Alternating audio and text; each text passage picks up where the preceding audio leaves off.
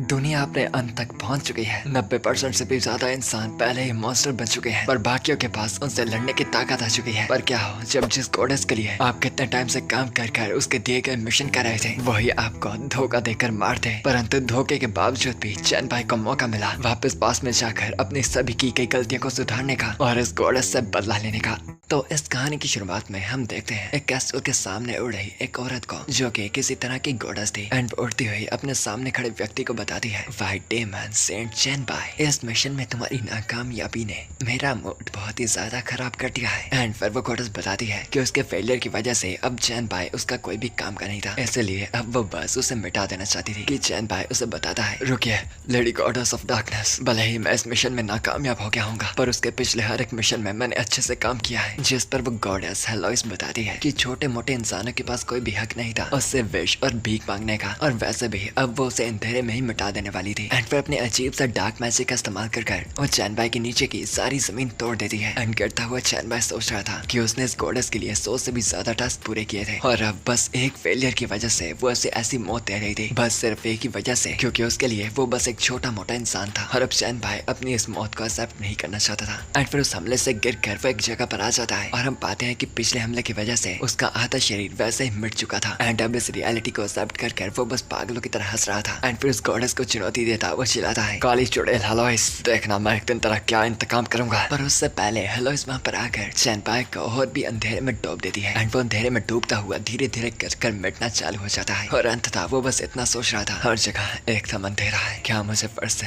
कभी बदला लेने का मौका मिलेगा। कि फिर हम देख पाते हैं कि जो पेंडेंट के तौर पर जो उसने वो आवर ग्लास डाला हुआ था वो किसी वजह से चमक रहा था। कि तभी जोर जोर से हेलोइस को गालियां देता उसकी जाग खुलती है अपने पास में। एंड वो पाता है कि वो उस डॉम में मौजूद था जहाँ पर वो कॉलेज के टाइम पर हुआ करता था। पर यह बात काफी अजीब थी, क्योंकि अभी अभी हेलोइस ने उसे मार दिया था, और क्योंकि इतना टाइम और उसके सारे किए गए मिशंस और मरने की दर्द एकदम सही थी, वो सारी चीज एक लंबा बुरा सपना तो नहीं हो सकती थी। फिर उसकी नजर जाती है वही आवर ग्लास पर, जो कि एक ऐसी आइटम थी जो ट्रायल के शुरू होने के बाद जब यूनिवर्सल विल आई थी उसे उसके पूरे 20 साल बाद प्राप्त हुई थी। और जितनी भी आइटम्स उसने अभी तक देखी थी उनमें से ये आइटम सबसे ही यूनिक थी। ना ही वो उसके एट्रीब्यूट्स बता सकती थी, ना ही उसे तबाह किया जा सकता था, इसलिए उस जगह पर वो हमेशा उसे डाल कर रखता था। और जब वो हेलोइस के साथ था, आवर ग्लास की घड़ी निचली तरफ थी, बट अजीब बात थी क्योंकि वो अब ऊपरली तरफ आ गई थी, जैसे कि वो टाइम को पीछे की तरफ फ्लो कर रही हो। एंड फिर चैन भाई डेट को चेक करता पाता है कि अभी जून का महीना 5 तारीख और 2032 चल रहा था, और अभी यूनिवर्सल बिल और ट्रायल को शुरू होने में 10 दिन अभी भी पड़ रखे थे। और अब से पूरे 10 दिन बाद जून की 15 तारीख को यूनिवर्सल बिल पक्का प्रकट हो जाएगी और उन अजीब ट्रायल को शुरू कर दिया जाएगा। एंड उसी यूनिवर्सल बिल और ट्रायल की वजह से 90% से भी ज्यादा इंसानियत मारी जाएगी, और मारे गए सारे इंसान या तो ज़ॉम्बीज़ बन जाएंगे या फिर खतरनाक मॉन्स्टर्स जो बस पूरी सिटी पर हंगामा मचा देंगे, और सारे ही दुनिया के बनाए गए हथियार फालतू हो जाएंगे, और पूरी एक ही रात में दुनिया अपने अंत के करीब आ जाएगी। पर इन खतरनाक यूनिवर्सल ट्रायल के साथ साथ एक और चीज आई थी कि जो भी इस ट्रायल से बचकर जिंदा हो जाएंगे उन्हें कुछ इनेट एबिलिटीज मिल जाएंगे, और यूनिवर्सल विल के साथ साथ ही काफी मैजिकल आइटम्स और मैजिकल हथियार वगैरह उनकी धरती पर प्रकट हो जाएंगे। और ये ताकतें और एबिलिटीज उन गॉड्स को भी तुम्हारी ओर अट्रैक्ट कर सकता है, जो कि इस पूरी यूनिवर्स का रूल संभालते हैं। लेकिन ये सभी गॉड्स ट्रायल में खुद बीच में नहीं आ सकते, तो इसलिए वो अपने पसंद किए गए इंसान की प्रोटेक्शन का वादा कर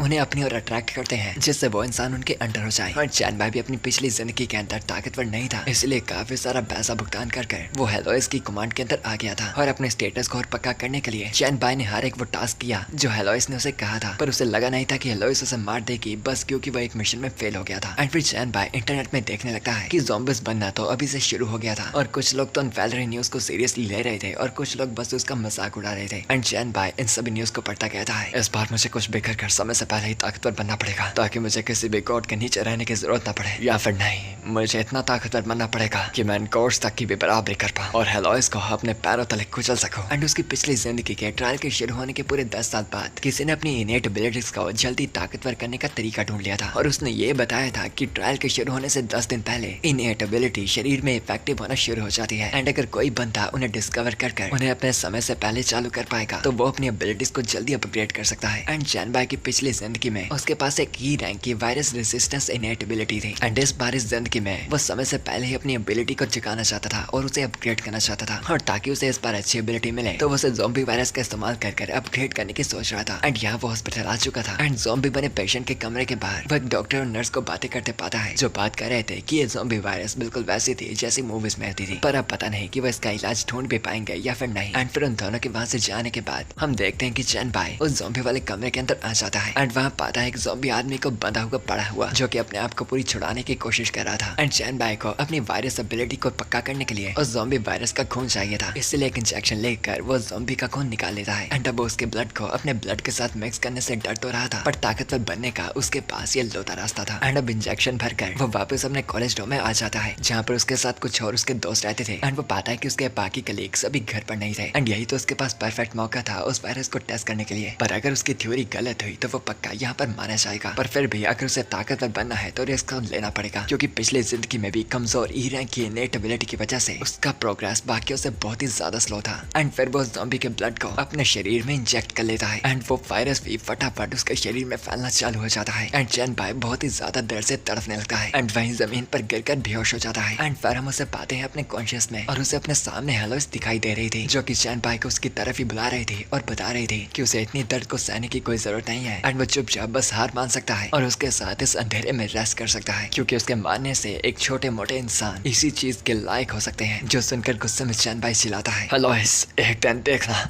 तो मेरे घुटने में होगी और अगर मैं चाहता हूँ कि वो दिन आए तो मैं यहाँ पर कैसे हार मान सकता हूँ। एंड फिर पूरे एक दिन बाद उसके शरीर को ज़ॉम्बी वायरस कंट्रोल करने लगती है कि तभी उसके दोस्त भी दरवाजा खोलते उस डोर में एंटर करते हैं और पाते हैं अपने टेढ़े मेढ़े चल रहे साथी को जो उनकी तरफ ही मुर्दा लाश की तरफ बढ़ रहा था। एंड वो सभी हथियार पकड़े डर से चिल्लाते उसे आवाज देते हैं और उसे होशों में लाने की कोशिश करते हैं कि तभी ये सब सुनकर चैन बाई को भी जाग आ जाती है एंड वो वापस से अपने होशो आवाजों में आ जाता है। एंड फिर उनका स्वागत करता वो बताता है कि वो बस मजाक कर रहा था एंड फिर खुद अपना चेहरा धोने वो वॉशरूम में चला जाता है एंड फिर वॉशरूम में आकर चेहरा वगैरह धोकर वो एकदम खुश हो जाता है कि ये थ्योरी पक्का काम कर गई है क्योंकि ना ही उसे ज़ॉम्बी वायरस ने मारा और उसकी इनेट एबिलिटी भी अपग्रेड हो चुकी थी। एंड वो इस बात के बारे में थोड़ा क्यूरियस था कि अब अवेकनिंग के बाद उसकी इनेट एबिलिटी का क्या लेवल होगा कि तभी उसे मैसेज आता है जो कि उसे कंग्रेचुलेशन कर रहा था पहला व्यक्ति बनने के लिए जो कि अपनी एबिलिटी को सबसे पहले एडवांस में ही अवेकन कर पाया था। एंड चैन बाई पहचान लेता है कि ये आवाज तो यूनिवर्सल विल की थी यानी वो पक्का अवेकन हो चुका था एंड इसलिए वो अपना स्टेटस और इंटरफेस वगैरह भी देख सकता था। एंड फिर वो अपना टाइटल देखता है एंड पाता है कि उसे पियोनियर होने की वजह से अब उसके सारे एट्रीब्यूट्स 5% बढ़ गए थे और जो भी उसे एक्सपीरियंस मिलेगा 10% बढ़ जाएगा एंड वो एट्रीब्यूट पैनल को भी एडवांस में चालू कर सकता है एंड परसेंटेज बूस्ट जैसा टाइटल उसके लिए बिल्कुल परफेक्ट था। और अब बारी थी सबसे मेन चीज चेक करने के लिए और वो थी अपनी इनेट एबिलिटी। एंड अपनी एबिलिटी की स्टेटस विंडो खोलकर वो पाता है कि उसके पास वायरस मोनराज नाम की इनेट एबिलिटी थी जो कि रैंक में सबसे हाई यानी SSS रैंक की एबिलिटी थी जिससे उसकी ग्रोथ की कोई भी बराबरी नहीं कर पाएगा। एंड चैन बाई इस एबिलिटी के बारे में जानता था कि वायरस मोनराज वायरस एलिमेंट की सबसे खतरनाक एबिलिटी थी जो कि दुनिया के हर एक तरह के वायरस को अब्सॉर्ब, यूटिलाइज, मैनिपुलेट, ट्रांसफॉर्म और नए तरह के वायरस तक भी बना सकती थी। पर फिलहाल के लिए तो अब चैन बाई के पास वायरस को अब्सॉर्ब करने की एबिलिटी थी और अब्सॉर्ब करने की रेंज भी फिलहाल के लिए काफी लिमिटेड थी, इसलिए अपनी एबिलिटी को इनहांस करने के लिए उसे काफी सारा वायरस चाहिए होगा। एंड उसे पता था कि ये वायरस उसे कहाँ से मिलेगा, दुनिया के सबसे वायरस भरी जगह हॉस्पिटल पे। एंड फिर जब चैन बाई वहाँ पर पहुँचता है तो वो पाता है ढेरों लोग मदद के लिए चिल्लाते हुए हॉस्पिटल से भाग रहे थे क्योंकि जो लोग ज़ॉम्बिस बन गए थे वो पागल होकर बाकियों को काट कर भी उन्हें ज़ॉम्बिस बनाना शुरू हो गए थे। एंड चैन बाई को भी एक बंदा भागने को कहता है क्योंकि उनके पीछे ज़ॉम्बिस लग रखे थे और दुनिया का तो ये वैसे भी अंत था, तो वो लोग जितनी देर तक बचेंगे उतना फायदा होगा। पर यहाँ पर चैन बाई को यही तो चाहिए था, ज़ॉम्बिस यानी और भी वायरस। और तभी चैन बाई को याद आता है कि उसकी पिछली जिंदगी में उसने लोगों को बातें करते सुना था ट्रायल के शुरू होने से पहले कुछ 3 खतरनाक हुए हादसों के बारे में और उन हादसों में से एक ही हॉस्पिटल भी मौजूद था जिस पर समय से पहले ही ज़ॉम्बिस ने हमला कर इस पूरी जगह पर तहलका मचा दिया था। और अब यहाँ पर सभी ज़ॉम्बिस से बचकर भाग रहे थे, परंतु चैन बाई उल्टा उन ज़ॉम्बिस की तरफ ही भागने लगता है क्योंकि ये परफेक्ट मौका था उन सभी से वायरस निकालने का और अपनी एबिलिटी को और भी ताकतवर करने का। कि तभी चैन बाई उसकी तरफ बढ़ते एक ज़ॉम्बी को पकड़ लेता है और अपनी वायरस अब्जॉर्प्शन स्किल से उसे अपनी एबिलिटी ताकत करने का एक पॉइंट मिल जाता है जो जानकर खुश होकर चैन बाई खड़ा होता सभी ज़ॉम्बिस को बताता है कि आज वो यहाँ पर किसी भी ज़ॉम्बी को भागने नहीं देगा। एंड फिर एक तरफ हमें हॉस्पिटल के 4th फ्लोर रेस्ट रूम की तरफ दिखाया जाता है एंड कुछ ज़ॉम्बिस एक दरवाजे के पार इकट्ठे होकर उस दरवाजे को बार बार खोलने की कोशिश कर रहे थे और उस दरवाजे के अंदर एक आदमी छुपा हुआ होता है जो बस डरता चिल्ला रहा था कि आज वो पक्का मरने वाले हैं क्योंकि वो ना ही इन ज़ॉम्बी से बचकर भाग सकते हैं और ना ही अभी वो दरवाजा खोलकर बाहर निकल सकता है क्योंकि उसे रास्ते में इकट्ठे हुए इतने ढेरों ज़ॉम्बिस का मुकाबला करना पड़ेगा। एंड उसी के साथ उस रेस्टोरेंट में हम पाते हैं एक नर्स लड़की को जो कि बहुत ही ज्यादा डर रखी थी एंड वो डरते हुए अपने सामने बंदे से पूछती है, डायरेक्टर ली अब हम क्या करें, क्या हम मारे जाएंगे? पर फिर वो नोटिस करती है कि वो डायरेक्टर ली काफी अजीब बिहेव कर रहा था कि तभी वो अपनी फीलिंग्स को कन्फेस करता उस लड़की को बता बताता है कि वो कब से उस लड़की को पाने की तैयारी में था, पर वो लड़की कभी भी मानती ही नहीं थी। पर अब क्योंकि अंततः वो मरने ही वाले हैं, तो उससे पहले वो थोड़े मजे लेना चाहता था। एंड ऐसे ही हफ्सी जानवरों की तरह वो उस लड़की पर टूट पड़ता है और डरती लड़की चिल्लाती है, लिu फैंग,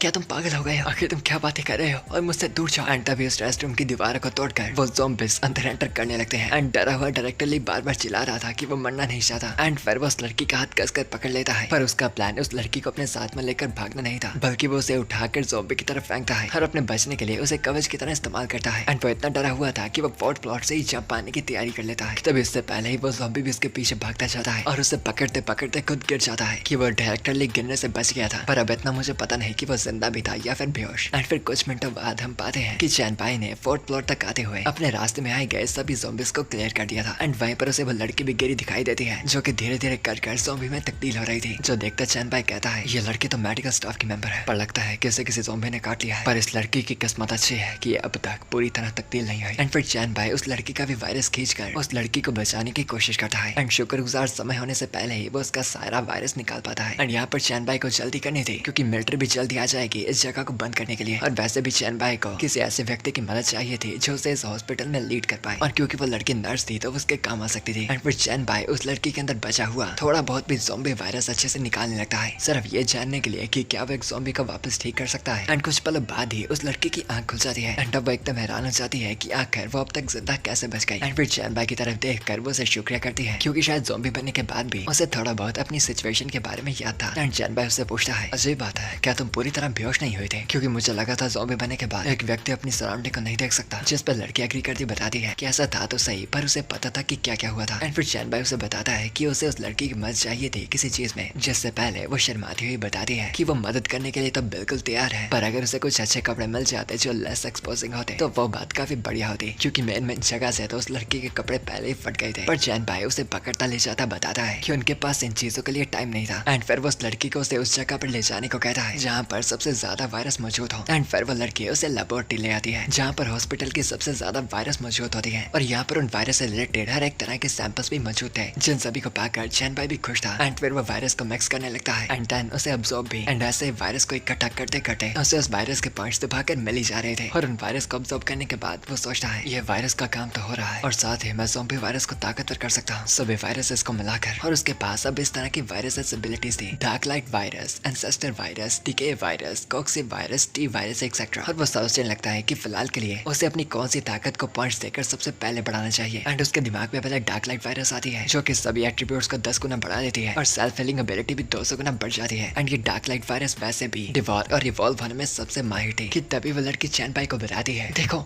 ज़ॉम्बी आ रहे हैं, हमारी तरफ ज़ॉम्बी बढ़े हैं। एंड चैनपाई भी उसके इशारा की गई जगह की तरफ देखता है और पाता है एक ज़ॉम्बी अपनी टेढ़ी मेढ़ी चाल में उनकी तरफ बढ़ा था, कि झट से एक ही सेकंड में चैनपाई उस लड़की के सामने से गायब होकर सीधा ज़ॉम्बी के पास पहुंचकर उसे उठा लेता है। एंड इतना रियलाइज कर ही पाता है कि वो पहले से तेज हो गया था, क्योंकि इस ज़ॉम्बी का वेट कम से कम भी 250 पाउंड से ज्यादा होगा। पर अब चैनपाई के लिए उसे उठाना काफी आम सा लग रहा था। एंड फिर वो अपनी नई एबिलिटी को उसके ऊपर टेस्ट करने की तैयारी करता है। एंड तभी एक पॉइजन टेंटिकल्स निकलकर उस ज़ॉम्बी को चारों तरफ से बांध लेती है और उसे डिवोर यानी अपने अंदर ही संभाल लेती है। एंड अब उस ज़ॉम्बी के साथ उसकी वायरस को भी चैनपाई ने डिवोर कर लिया था। एंड फिर ये बातें सोचता उस लड़की की तरफ बढ़ता है। मजेदार बात है कि मैं काफी तेज भी हो गया हूँ, और ऐसा लग रहा है कि मेरा स्टेमिना भी रिकवर हो गया है। एंड यहाँ पर वो लड़की काफी हैरान थी कि आखिर एक इंसान ऐसी चीजें कैसे कर सकता है। एंड चैनपाई उससे पूछता है, क्या हुआ, तुम इतनी डरी और सहमी क्यों लग रही हो, जैसा कि तुमने कुछ अजीब देख लिया। जिस पर फिर वह लड़की लंबी सांस लेती बताती है, देखो तुमने मेरी जान बचाई है, और अगर तुमने मेरी जान बचाई है तो मुझे यकीन है कि तुम मुझे नुकसान नहीं पहुंचाओगे, तो इसलिए मैं तुम्हारी इस एबिलिटी के बारे में सबसे छुपा कर रखूंगी। जिस बात से खुश होकर अपनी दोस्ती का हाथ उसकी तरफ बढ़ा था, चैनपाई उसे अपना नाम बताता है। एंड वो लड़की भी बताती है कि उसका नाम सुशिन था। एंड तभी उन्हें बाहर से कुछ गोलियों की चलने की आवाज आती है। एंड फिर चैनपाई बताता है, हाँ बुरी किस्मत, मिलिट्री और पुलिस पहले से यहाँ पर आ चुकी है, और उन्होंने इस जगह को पूरी तरह से बंद कर दिया होगा, ताकि वो इस जगह और ज़ॉम्बीज़ को अच्छी तरह क्लियर कर पाए, और हमें उनसे बचने के लिए फटाफट यहाँ से भागना होगा। एंड फिर उस लड़की को भागता ले जाता वो उससे पूछता है कि रूफटॉप किस रास्ते है, और वो वहाँ से चले जाएंगे। जिस पर शूरिन बताती है कि वो अभी तक ज़ॉम्बी नहीं बने, तो वो लोग डायरेक्टली भी पुलिस के साथ जा सकते थे। पर चैनपाई उसे बताता है कि उसे पुलिस के साथ मस्ती करने का और उनकी वजह से आइसोलेट होने का कोई भी प्लान नहीं था। एंड वो चलते चलते छत की तरफ बढ़ रहे थे कि उन्हें अपने सामने दिखता है छत के ऊपर चिपका हुआ उल्टा ज़ॉम्बी, जो कि बाकी ज़ॉम्बी से काफी अलग था। उसकी फुर्ती ज्यादा लग रही थी, साइज और ताकत में भी वो ज्यादा लग रहा था, और सबसे बड़ी बात वो इतना विशाल होने के बावजूद दीवारों तक में भी चल सकता था। एंड अब डरी शूरिन कहती है, अब ये क्या नई ज़ॉम्बी की असली बॉडी का ओनर स्ट्रेट और लेकर जिम जाया करता था। पर खैर इस मजाक को छोड़कर हम पाते हैं कि उस विशाल ज़ॉम्बी ने चैनपाई का एक हाथ काफी आसानी से गायब घायल कर दिया था। एंड चैन भाई समझता हुआ कि क्या ये जीव था कहता है, वाह अभी से म्यूटेंट आना भी चालू हो गए, पर मुझे इसकी चिंता नहीं है, मैं तो बस जानना चाहता हूँ उस म्यूटेंट मोटे ज़ॉम्बी को ऑब्जर्व करने के बाद आखिर मेरी ब्लैक लाइट वायरस किस तरह का एवोल्यूशन मुझे दिखाएगी। एंड फिर बड़ा भयानक मॉन्स्टर दीवारों के ऊपर चढ़ता चैन भाई की तरफ बढ़ता है उस पर हमला करने के लिए, और बहुत ही जोर से उसके और मुक्का मार वो नीचे की जमीन को तोड़ देता है। एंड चैन भाई उससे बचता हवा में आता उस मॉन्स्टर को एक जोर की लात दे मारता है, जिससे एग्जैक्टली उस मॉन्स्टर का कुछ नहीं बिगड़ा था। एंड फिर बहुत ही तेजी से जब चैन भाई हवा में था वो उस पर अपना अगला हमला कर लेता है, पर चैन भाई उससे भी कुछ कर बात बचता है, जिससे वह म्यूटेंट मॉन्स्टर और भी इरिटेट और गुस्सा हो गया था क्योंकि वो अपने शिकार को पकड़ नहीं पा रहा था। एंड चैन भाई एक और ज़ॉम्बी के वायरस को ऑब्जर्व करता कह रहा था, लगता है कि इसकी क्वालिटी और ताकत मेरे बराबर की है। एंड फिर चैन भाई अपनी स्किल को एक्टिवेट कर उसके ऊपर अपने वायरस से भरे मुक्के से हमला करता है। एंड उसका वो हमला इतना जोर का था कि वो उस म्यूटेंट मॉन्स्टर को सीधा दीवार में डाल देता है, पर चैन भाई तो इस बात से हैरान था कि इसके उसने ताकत और मुक्के से भी वो उस म्यूटेंट मॉन्स्टर को पूरी तरह मार नहीं पाया था। एंड उससे पहले वो म्यूटेंट वापसी हमला करता उससे पहले ही चैन भाई उससे पीछे हो जाता है। एंड फिर वो धसी हुई दीवार से बाहर निकलता रहा है। एंड अब वो मॉन्स्टर चैन भाई की तरफ बहुत ही गुस्से से देख रहा था। एंड चैन भाई समझ जाता है कि इतने डैमेज से वो उस मॉन्स्टर को अच्छे से नहीं मार पाएगा, यानी उसे कुछ और भी शक्तिशाली चाहिए था। एंड तभी पीछे यहाँ पर सुशेन इमरजेंसी बॉक्स से एक्स निकालती है इस उम्मीद में कि वो चैन भाई की मदद क्या आएगी। एंड फिर चैन भाई को आवाज लगाकर वो उसे उसकी तरफ फेंक देती है। एंड उसी पर दूसरी तरफ वो मॉन्स्टर भी तेजी से उसकी तरफ ही हमला करने को बढ़ रहा था, परंतु चैन भाई बिल्कुल परफेक्ट टाइमिंग पर उसके हमले से बचकर उसे डॉज कर लेता है। एंड हवा में आकर एक्स को भी पकड़ लेता है। एंड फिर हवा में बैलेंस आने के लिए वो उस मॉन्स्टर के शरीर का सहारा लेता है। एंड उसी पल उसके ऊपर एक गहरा वार करता है, जिससे उस वायरस मॉन्स्टर को अभी भी ज्यादा कुछ नहीं हुआ था। एंड यहाँ पर वो दोनों लगातार एक दूसरे पर अपने हमले करना शुरू हो जाते हैं। एंड अभी भी यहाँ पर चैन भाई कुछ भी कर उसे पूरी तरह नहीं हरा पा रहा था, इसलिए वो पूरी तरह उस एक्स को कसता पकड़ता है एंड जोर से उसकी तरफ दे मारता है, जो सीधा जाकर उसके सर पर लगती है। एंड इस उम्मीद में कि उसे कुछ हुआ होगा, पर जाकर उसके सर पर पैर रखता कहता है, क्या हुआ, मुझे लगा तुम मुझसे ज्यादा ताकतवर थे, पर लगता है कि तुम्हारी डेथ एनिवर्सरी यहाँ पर ही है। परंतु उसी पल वो मॉन्स्टर गुस्से में एकदम ही बेकाबू हो जाता है। एंड गुस्से के साथ ही उसकी ताकत भी इतनी ज्यादा बढ़ गई थी। एंड वो अपनी पूरी ताकत से चैन भाई को दीवार में धंस देता है, जिससे चैन भाई भी काफी घायल हो गया था। एंड दूर खड़ी शूरन को भी देख कर लगता है कि शायद अब पासा बिल्कुल ही पलट गया था। एंड वो डरती हुई चैन भाई को सावधान रहने को कहती है। एंड यहाँ उस मॉन्स्टर ने अपने हाथों से चैन भाई को पूरा दीवार के साथ लगा रखा था। एंड अपने हाथों को उसके पेट पर रख शायद वो उसे बीच में से चीरने की कोशिश कर रहा था, जो समझता हुआ चैन भाई भी सोच रहा था, जब तुम मौत के करीब आ जाते हो तुम्हारे पास मरने के अलावा कोई भी रास्ता नहीं होता, और शायद तुम वैसा ही कुछ कर मुझे बीच में से चीरना चाहते हो, सस्ते का टप्पा। एंड तभी वो मॉन्स्टर पाता है कि चैन भाई के शरीर में से अलग से वायरस निकल रही थी। एंड वो वायरस कई टेंटिकल्स के रूप में उसके शरीर से बाहर आती है। एंड दरअसल यहाँ पर चैन भाई अपनी वायरस स्किल का इस्तेमाल कर रहा था, जो थी एवोल्यूशन डिवोर। एंड उसका प्लान था अपनी स्किल से उस मॉन्स्टर को पूरा निकलने का, जिससे वो और भी ताकतवर हो पाएगा। एंड अब वो वायरस मॉन्स्टर चैन भाई के जाल में पूरी तरह से फंस चुका था, जो बस से होड़ चिढ़ा रहा था, क्या हुआ, इतना बड़ा राक्षस एक भीगी बिल्ली की तरह क्यों डर रहा है, पर माफ करना मैं तुम्हें नहीं बख्शने वाला। एंड वैसे ही धीरे धीरे कर उसकी स्किल उसे पूरा निकलना शुरू हो जाती है। एंड यहाँ पास ही बैठी शूरन भी ये सारा नजारा देख रही थी, जिसके लिए ऑब्वियसली ये सब कुछ नया था। एंड चैन भाई को नोटिफिकेशन आता है कि वो उसे अच्छी तरह से डिवोर कर पाया था, और उसने सेकंड स्टेज के म्यूटेंट को कंज्यूम कर लिया था, और इसीलिए अब उसकी ब्लैक लाइट वायरस ट्रांसफॉर्म हो रही थी। एंड फिर चैन भाई को मिल जाती है क्लाउड ज़ॉम्बी एबिलिटी, जो थे बोन क्लॉज, यानी एक तरह के वायरस से बने हुए पंजे। एंड चैन भाई देख ही पाता है कि उसकी स्किल्स कितनी ताकतवर थी कि एक तो वो उसकी लड़ाई में भी काम आई, एंड उसकी बदौलत वो इतनी तेजी और ताकतवर तरीके से इवॉल्व भी हो पा रहा था। एंड ये क्लॉ वाली स्किल उसकी ब्लैक लाइट वायरस का हिस्सा थी। एंड अपने हाथ में वायरस इकट्ठी करता वो कहता है, ब्लैक लाइट वायरस को चूज करना सच में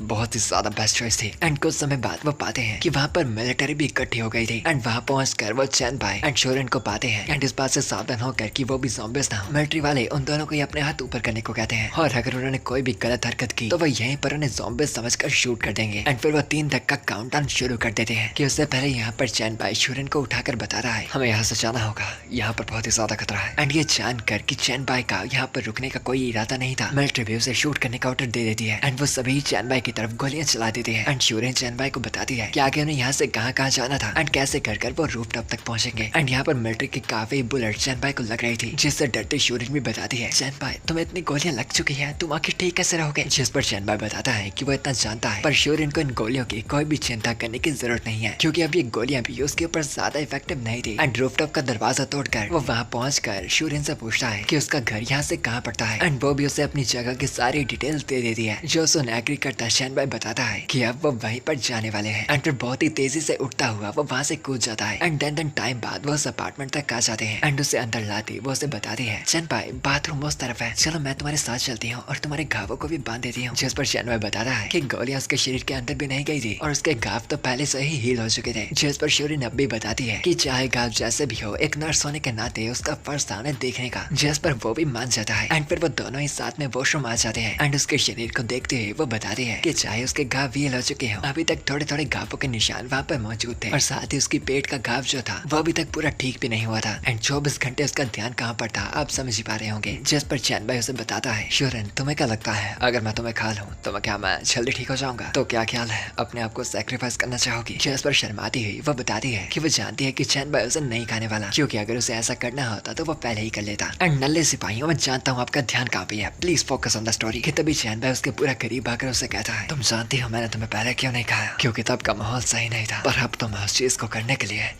काफी एक्साइटेड हूँ, क्योंकि ऐसा माहौल बार बार नहीं मिलता। एंड और क्या था, हरामी चैन भाई उसकी शर्ट भी पाट देता है और बताता है कि उसे कुछ खाने की तो जरूरत पड़ेगी अगर उसे जल्दी ठीक होना है। जिस पर फिर वो भी शर्माती हुई एग्री कर मान जाती है एंड देन फिर खाने की पहली बाइट लेता वो शोरिन को एक किस करता है एंड अंदर बाकी सब्जी कैसे पकी जाती है ये बात हम कभी बाद में करेंगे। कि एक तरफ यहाँ ये दोनों मजे ले रहे थे कि दूसरी तरफ चैन भाई को मैसेजेस आ रहे थे किसी जामू नाम के बंदे के कि सॉन्ग के स्कूल की ब्यूटी उसकी तलाश में थी एंड यहाँ सॉन्ग का भी मैसेज आया था जो चैन भाई से उसका पता मांग रही थी।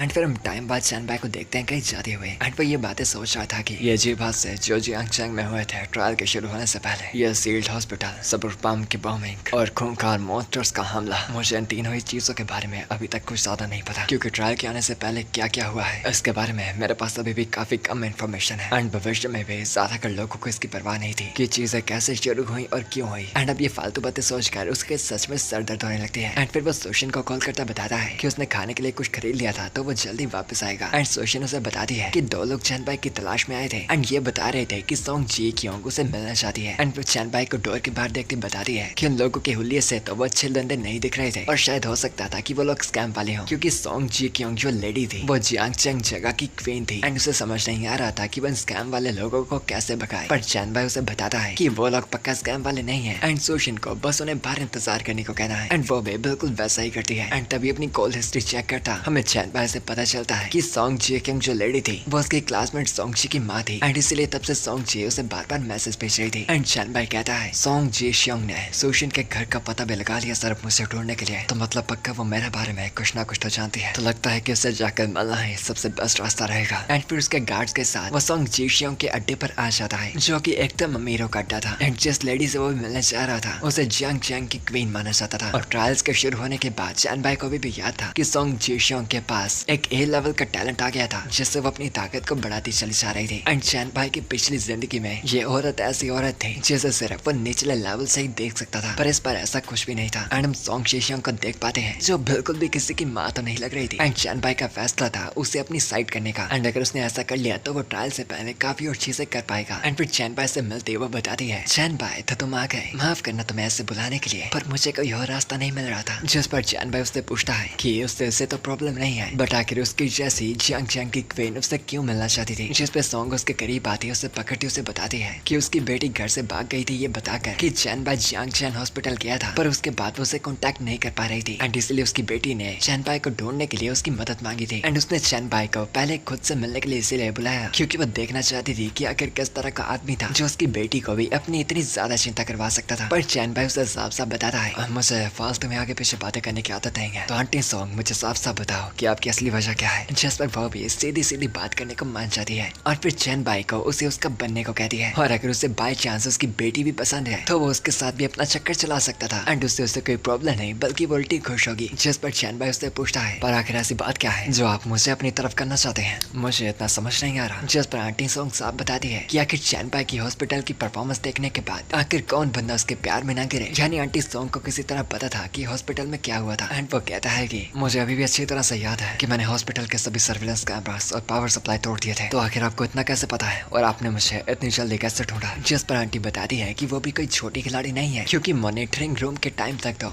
उसके बंदे उसे ट्रेस कर सकते थे और साथ ही साथ उसका कोई बंदा हॉस्पिटल में काम करता था। एंड पहले तो वो अपनी बेटी की चिंता दूर करने के लिए चैन भाई का पीछा करवा रही थी, पर उसी दौरान उसके अंडर काम करती हॉस्पिटल की एक लड़की से उसे पता चला कि ज़ॉम्बिस ने उसे चारों तरफ से घेर लिया था और वो वेब फ्लोर में फंस रखी थी। पर तभी उसने ये भी बताया कि एक काफी शक्तिशाली पर्सन आकर उसे ज़ॉम्बी से मचा लिया था। और पहले तो उसे उस लड़की की बात पर यकीन नहीं हुआ था, जब तक प्रूफ के तौर पर उस लड़की ने उसे वो वीडियो नहीं दिखाई, जिस वीडियो में आंटी ने चैन भाई को पाया, जिसकी वो शुरुआत से ही तलाश कर रही थी। एंड हॉस्पिटल में बचे गए लोगों में उसे सोशिन का एक कलीग भी दिखा, जिसका नाम लियू फैंग था। एंड ये लियू फैंग नाम चैन भाई भी जानता था, क्योंकि सोशिन के साथ रात के दौरान उसने उसे बताया था कि लियू फैंग ने उसके साथ उल्टी हरकत करने की कोशिश भी की थी, पर उसी के साथ मौका देखकर उसने उसे ज़ॉम्बीज की तरफ फेंक दिया था। एंड फिर वहां से विंडो से भागने की कोशिश की, पर ज़ॉम्बी द्वारा पकड़े जाने की वजह से वो खुद अंदर ही सर लगा कर टकरा गया और ज़ॉम्बी बाहर गिर गया। पर उसे इतना नहीं पता था कि वो अभी तक मरा था या फिर नहीं। एंड उस कहानी के बाद सोशिन ने उसे कहा था कि क्या उन्हें फिर से वो काम चालू करना चाहिए, जिस पर चैन भाई ने बताया था, जाने तो अब मुझे क्या पता था कि ये तुम्हारा फर्स्ट टाइम होगा, और तुम्हारी रोने की चीखें सुनकर मुझे वैसे भी दुख होने लगा था। जिससे थोड़ा बेइज्जत होकर सोशिन ने बताया था कि वो आज चैन भाई को तब तक जाने नहीं देगी जब तक वो उसे खुश नहीं कर पाती। खैर सिपाहियों, हम ऐसी बातों पर ध्यान नहीं देते। एंड यहाँ प्रेजेंट में एलिवेटर से ऊपर आते हुए चैन भाई आंटी से पूछता है कि आखिर बचे गए आइसोलेटेड सर्वाइवर्स को कहाँ रखा गया था, जिस पर आंटी बताती है कि ये बात वो तब बताएगी जब चैन भाई उसका बंदा बन जाएगा। एंड भले ही वो जानती थी कि इतनी सी इन्फॉर्मेशन ही चैन भाई को अपनी तरफ करने के लिए काफी नहीं थी, पर फिर भी उसका उसके साथ ही फायदा होगा। जिस पर चैन भाई रुकता, अपने क्लोज को निकालता, उसे बताता है, आंटी सॉन्ग आप अभी भी मेरे बारे में काफी कम जानते हैं, क्योंकि अगर आप जानती होती तो आप जान जाते कि मैं आपका नहीं बन सकता, बल्कि तुम हो जो मेरी बन जाओगे। एंड ये अजीब सा म्यूटेशन देखकर आंटी सॉन्ग की गार्ड उसकी प्रोटेक्शन के लिए आगे आ जाती है। एंड उस वायरस को एकदम कंट्रोल करता हुआ वो बताता है, आंटी चिंता की बात नहीं, ये कोई वायरस म्यूटेशन नहीं है, और जब आप मेरी बनती बन जाओगे मैं आपको सब कुछ बता दूंगा कि आखिर ये क्या चीज है, तो मेरे ऑफर पर क्या ख्याल है। जिस पर आंटी बताती है कि वो उसे कम समझ रहा था, क्योंकि सिर्फ इन क्लोज से वो उसे जीत नहीं सकता था, और वैसे भी चैन भाई के पास पहले से इतनी खूबसूरत नर्स थी, तो आखिर वो उसकी जैसी ओल्ड आंट में इतना इंटरेस्टेड क्यों था। जिस पर उसके एकदम करीब आता वो बताता है, आखिर इतनी खूबसूरत शादीशुदा औरत को देखकर कौन ना पिघले, और इस तबाही से पहले सभी की कुछ ताकतें और कमजोरियां होती हैं, तो बताओ आप सोशियन से ज्यादा मेरे लिए क्या कर सकते हो। जिससे आंटी पूछती है कि चैन भाई आखिर किस तबाही की बात कर रहा था, क्योंकि इतने कम ज़ॉम्बीज से कोई बड़ी तबाही नहीं आ सकती। और चैन भाई बताता है कि ये ज़ॉम्बीज पालतू जीव है, जो कि अभी असली तबाही की शुरुआत के हिस्सा भी नहीं थे, और वो इस तबाही के बारे में इतना ज्यादा जानता था जिसके बारे में आंटी सॉन्ग इमेजिन तक भी नहीं कर सकती थी। एंड फिर उसकी तरफ हाथ बढ़ाती आंटी सॉन्ग बताती है कि वो इस तरह का ग्रुप नहीं है जो किसी के सामने झुक जाए, एंड इसलिए वो दोनों साथ में बराबरी में काम करेंगे। वो चैन भाई की बाकी मदद करेगी और वो उसे इन्फॉर्मेशन देगा, जिस पर चैन भाई समझ ही पाता है कि जैक्सन की क्वीन को हासिल करना इतना भी आसान काम नहीं था। जिस पर उसके एकदम करीब आती वो बताती है, मैं भी कभी देखना चाहूंगी कि आखिर किस तरह का व्यक्ति है जो किसी दिन मुझे हासिल कर सकता है। एंड वो चैन भाई को उस काम के लिए उसे पूरी मेहनत करने को कहती है। सीरियसली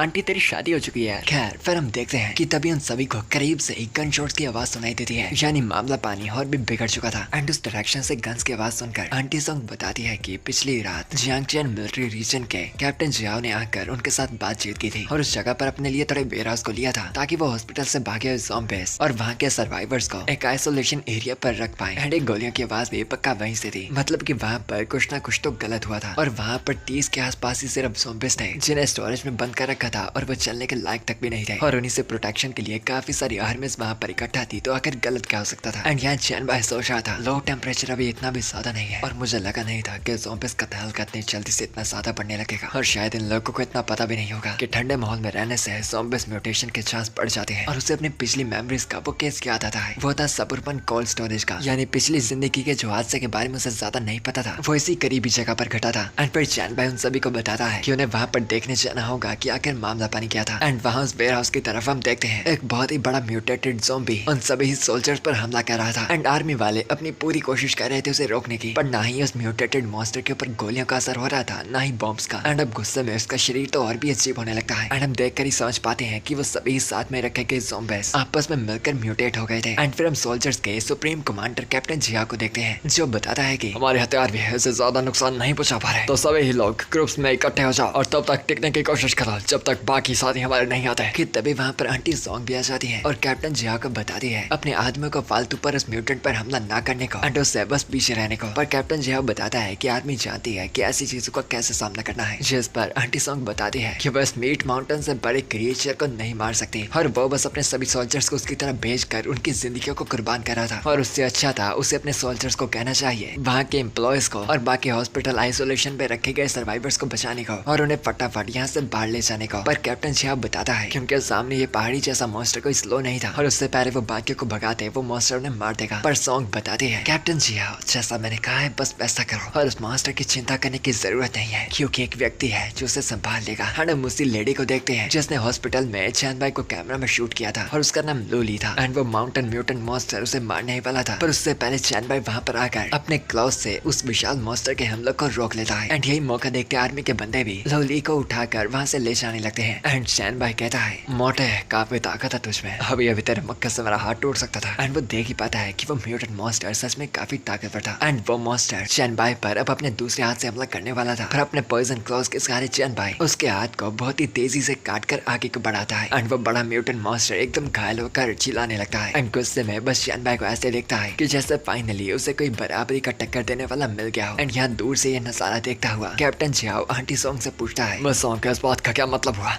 आप एक मॉन्स्टर को पाल रही थी। जिस पर आंटी सॉन्ग बताती है कि उनके सामने जो व्यक्ति मौजूद है वो कोई मॉन्स्टर नहीं बल्कि इंसान है। एंड ये भी बताती है कि वो उसका पार्टनर था। एंड यहाँ पर चैन भाई वहाँ पर ढेर से स्टोर पे रखे हुए मीट के ऊपर खड़ा हुआ था। एंड वो मॉन्स्टर भी उन्हें खाने के लिए आगे बढ़ रहा था कि उससे पहले चैन भाई उसे अपनी डिवोर एबिलिटी से पूरा का पूरा ही ऑब्जर्व करने लगता है। एंड गुस्से में वो म्यूटेंट मॉन्स्टर उसकी तरफ ब्लेड दबाकर मुक्का मारता है एंड वहाँ के शेल्टर को पूरी तरह से ही तोड़ देता है। एंड उसके हमले से बचते हवा में चैन भाई को नोटिफिकेशन आता है कि सभी बीफ को ऑब्जर्व कर उसकी ब्लैक लाइट वायरस थोड़ी इवॉल्व हो रही थी, जिससे चैन भाई की ताकत और थोड़ी एंड्योरेंस बढ़ जाती है। जो सुनता खुश होता चैन भाई कहता है, लगता है सच में काफी महंगी बीफ थी, जिससे एनर्जी भी रिकवर हो गई और साथ ही लेवल अप भी हो गया। एंड लग रहा था अब वो म्यूटेंट मॉन्स्टर भी इतना ज्यादा चलकर बावला होने लगा था, क्योंकि चैन भाई अभी तक बस उसे इधर उधर घुमा ही रहा था और अब बारी थी असली हमला कर उसे मारने की। एंड फिर अपने क्लॉज निकालता वो पूरी तेजी से उसकी तरफ हमला करने को बढ़ता है एंड सीधे जाकर उसे अपने पंचों से मारना चालू हो जाता है। एंड अपने आप को बचाने की कोशिश करता है वो म्यूटेंट मॉन्स्टर अपने हाथों से चैन भाई को पकड़कर मसलने की कोशिश करता है। जो देखते चैन भाई कहता है, हरामी की टाइमिंग तो काफी अच्छी है। एंड उसकी टाइमिंग से एक ही चीज का मतलब था, वो था परफेक्ट चांस उसे कंज्यूम करने का। एंड देन अपने डिवोरिंग एबिलिटी को एक्टिवेट करता है। वो अपनी डिवोर एबिलिटी से उसके दोनों हाथों को लपेट लेता है। एंड कैप्टन जियाओ तो यह नजारा देखकर बस एक ही बात चिल्ला रहा था, नामुमकिन,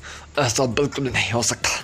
कि ये चीफ कोई इंसान हो, ये एक राक्षस है। एंड फिर चैन भाई एवोल्यूशन का एक्टिवेट कर उसे धीरे धीरे डिवोर करना शुरू हो जाता है। एंड दूर से कैप्टन जियाओ सोचता है कि अभी दो मॉन्स्टर्स की लड़ाई हो रही थी, तो ये परफेक्ट चांस था उन दोनों को मौका देकर मारने का। एंड फिर वो रेडियो पर चिल्लाते सभी को बताने लगता है, हेलो मैं लाल जी का बात कर रहा हूँ, क्या रेनफोर्समेंट पहले से तैयार हो चुकी है? मैं चाहता हूँ कि जल्द से जल्द यहाँ पर मिसाइल्स को लॉन्च कर दिया जाए। कि उससे पहले आंटी सॉन्ग वहाँ पर आकर उसे रोकते हुए बताती है कि कैप्टन जियाओ शांत हो जाओ और बस जरा ध्यान से सोचो, वो अभी हमारी मदद कर रहा है और साथ ही साथ अभी आकर उसने आपकी जान बचाई है और आप अभी बेवकूफों की तरह कुछ गलत कदम उठाने वाले थे, जिससे आपका ही नहीं बल्कि सभी का यहाँ पर नुकसान हो जाएगा। एंड फिर 10 मिनट बाद हम देखते हैं कैप्टन जियाओ के ऑर्डर से सभी की गश्त चैन भाई की तरफ ही हो रखी थी और वो सभी सोल्जर्स को बताता है कि अगर चैन भाई कोई भी हरकत करेगा तो सभी के सभी साथ में ही शूट कर देंगे। कि आंटी सॉन्ग उसे बताती है कि कैप्टन जियाओ को अपना वादा नहीं भूलना, जो कि कैप्टन जियाओ ने वादा किया था कि अगर चैन भाई कोई भी हमला नहीं करेगा तो वो भी किसी को भी शूट करने का ऑर्डर नहीं देगा। एंड यहाँ चैन भाई ने भी उसे ऑब्जर्व कर लिया था और उसे उसी चीज के नोटिफिकेशन आ रहे थे और अब उस मॉन्स्टर को हराकर उसके सिस्टम का प्रमोट वायरस किंग का एक टैलेंट अनलॉक हो जाता है, जो था वायरस इंजेक्शन। एंड क्योंकि अब चैन भाई ने एक रेयर टाइप के म्यूटेंट को डिवोर किया था, तो उसकी ब्लैक लाइट वायरस की सभी एबिलिटी से नाश हो गई थी और साथ ही उस म्यूटेंट को हराकर उसे एक और एबिलिटी मिली थी, जो थी हैवी हैमर। यानी वो अपनी वायरस से बहुत ही शक्तिशाली हैमर टाइप के हमले कर सकता था और साथ ही साथ उसके क्लॉज भी पहले से काफी इंप्रूव हो गए थे। एंड ये एवोल्यूशन उसके लिए बहुत ही ज्यादा फायदेदार था, क्योंकि अब उसके दोनों हाथों में अलग अलग तरह की ताकत थी, एक में स्ट्रेंथ और एंड्योरेंस और एक में एजिलिटी और वाइल्डनेस। एंड वो अपने हैमर मौके को टेस्ट तो करना चाहता था, पर अभी फिलहाल वो किसी के ऊपर टेस्ट नहीं कर सकता था। पर साथ ही आज जो उसे सबसे बढ़िया चीज मिली थी, जो था स्प्लैश माउंटेन म्यूटेंट मॉन्स्टर का कोर, जो उसे मार कर मिला था। एंड ये काफी रेयर मटेरियल था, जिससे किसी चीज को क्राफ्ट करने के लिए इस्तेमाल किया जा सकता था। एंड अगर चैन भाई को कोई तरीका मिल गया इसे कंट्रोल करने का, तो इससे वो ऐसी मास की दीवार खड़ी कर सकता था जो कि लगातार ग्रो हो सकती है। एंड वो सोच रहा था कि अगर क्या वो इसे थोड़ा और खाना खिलाएगा तो क्या इस कोर का एक और फ्लैश माउंटेन मॉन्स्टर बन जाएगा। कि तभी वहाँ पर आंटी सॉन्ग उसे आवाज लगाती आती है एंड चैन भाई उससे उस कोर को छुपा लेता है। एंड फिर आंटी सॉन्ग सबसे पहले उसे लोलिया से इंट्रोड्यूस करवाती है, वो लड़की जिसकी चैन भाई ने 2 बार जान बचाई थी। एंड चैन भाई उससे पूछता है, लोलिया मैं तुम्हारे बारे में जानता हूँ, जियान चैन की एक काफी जाने मानी जर्नलिस्ट और साथ ही साथ इंटरनेट की थोड़ी बहुत फेमस सेलिब्रिटी, तो तुमने ही चुपके से हॉस्पिटल में मुझे फिल्म किया था ना। एंड वो भी हाँ करती चैन भाई को शुक्रिया करती बताती है,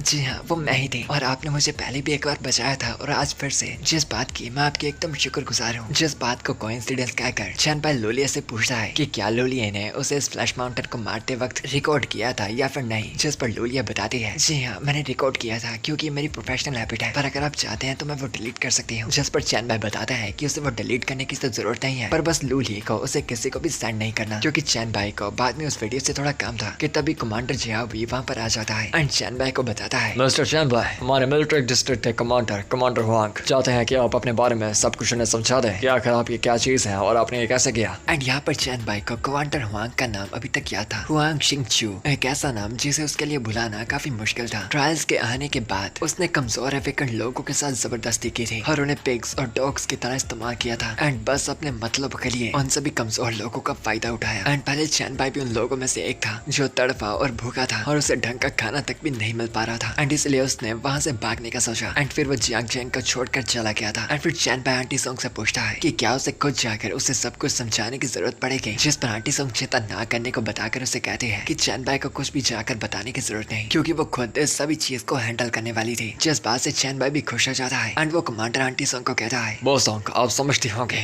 कि मैं अपनी ड्यूटी निभा रहा हूँ और ये काम करना काफी जरूरी है। जिस पर आंटी सोंग साफ बेइज्जत करती बताती है, जाडुआन ऐसी बकवास करना बंद करो जैसे कि तुम कोई ऑफिशियल हो, तुम बस इस प्लाटून के लीडर हो जिसके पास कोई भी सारा क्वालिफिकेशन नहीं है और तुम जाकर हुआंग शिंगचू को बताओगे कि अगर उसे कोई भी तकलीफ है तो खुद आकर मुझसे बात करे। जिस बात का अब वो भी आगे जवाब नहीं दे पाता क्योंकि आंटी सोंग का वहाँ पर था इतना खौफ। एंड एक बंदा आकर बताता है कि आइसोलेट किए गए लोग काफी ज्यादा मुश्किल खड़ी कर रहे थे तो उन्हें क्या करना चाहिए कि तभी चैन बाई भी आ गया था। कमांडर सो से पूछता है कि क्या इन आइसोलेट किए गए लोगों में से कोई लूफेंग नाम का बंदा भी शामिल था, जिस पर वो बंदा एग्री करता बताता है कि जी हाँ और लूफेंग नाम का बंदा ही सबसे ज्यादा मुश्किलें खड़ी कर रहा था। जिस पर चैन बाई कहता है, प्लाटून लीडर जियाओ क्या मैं लूफेंग से मिल सकता हूँ, जिस पर जियाओ भी मान जाता है और लूफेंग को वहाँ पर बुला दिया जाता है जो आते आते भी लीडर जियाओ को बता रहा था, प्लाटून लीडर जियाओ आप मेरी तलाश कर रहे हैं, मतलब मेरे बाप ने आपको कॉल की होगी। कि तभी उसके कंधे पर हाथ रखता वहाँ पर चैन बाई आ जाता है और उसे बताता है कि और लूफेंग तो ये तुम, मैं तुम्हारी ही तलाश कर रहा था क्योंकि किसी ने मुझे तुम तक एक मैसेज पहुंचाने को कहा था। सोशियर ने कल रात बेड पे मुझे कहा था कि तुमने जो उसके साथ किया था उससे गुस्सा होकर बचाती है कि तुम मारे जाओ। एंड सोशियन का जिंदा होने का सुनकर वो बंदा शॉक हो जाता है कि वो इतना बिल्कुल नोटिस नहीं कर पाता कि चैन बाई ने उसके अंदर वायरस इंजेक्ट कर दिया था। एंड तभी वो उससे पीछे होता सभी को बताता है कि लियू फेंग जल्दी ज़ॉम्बी बनने वाला था और सभी को बचकर उसे दूर हो जाना चाहिए। एंड यहाँ पर उस पर ज़ॉम्बी बनने के असर शुरू भी हो जाते हैं एंड ज़ॉम्बी बनता हुआ वो गुस्से से चैन बाई की तरफ अपना हमला करने लगता है एंड हवा में आते हुए उसने ज़ॉम्बी का रूप ले भी लिया था पर ये छोटा मोटा ज़ॉम्बी बनकर वो चैन बाई को कुछ भी नहीं कर सकता था। एंड तभी चैन बाई अपनी नई हैमर स्किल का इस्तेमाल करने का फैसला करता है एंड अपने मुक्के को बहुत ही बड़ा बनाकर सीधा उसे दे मारता है जो खाकर ज़ॉम्बी बना लियू फेंग न जाने कहाँ गायब हो जाता है। एंड लीडर जिया तो हैरान था ये देखकर कि पहले ये बंदा पंजे इस्तेमाल कर रहा था और अब इसके पास इतना बड़ा म्यूटेंट जैसा हाथ था। एंड चैन बाई यहाँ पर आंटी सोंग को बताता है, बॉस सोंग आपने काफी अच्छा काम किया, जब हम वापस आएंगे मैं आपको कुछ इन्फॉर्मेशन बता सकता हूँ। जिस पर आंटी सोंग उसके पास आती है उसे बताती है कि वो उसे आज से जी चियोंग बुला सकता था और यहाँ पर सोंग जिए। जिस बात से चैन बाई पूछता है कि जगदम ही वो सारी फॉर्मेलिटीज कैसे छोड़ रही है, जिस पर वो बताती है कि उसने फाइनली डिसाइड कर लिया था चैन बाई की पार्टनर बनने का। एंड वो उससे पूछती है कि चैन बाई के साथ काम करने की वो पहली चॉइस अभी भी थी ना, जिस पर चैन बाई बताता है चॉइस तो हमेशा से थी पर वो डिपेंड करता है आपकी परफॉर्मेंस और वैल्यू के ऊपर। एंड फिर वहाँ से वो लोग कार में बैठकर जाने लगते हैं and aunty song chain by को उसके साथ उसके घर चलने को कहती है खाने के लिए, पर चैन बाई उसे बताता है तब तक डिस्टर्ब ना करने के लिए जब तक वो लोग उसके घर तक नहीं पहुँचते। एंड बॉब इस बात पर हाँ कर देती है और यहाँ पर चैन बाई सोचने लगता है अब लॉटरी ड्रॉ करने का टाइम आ चुका है तो चलो देखते हैं इस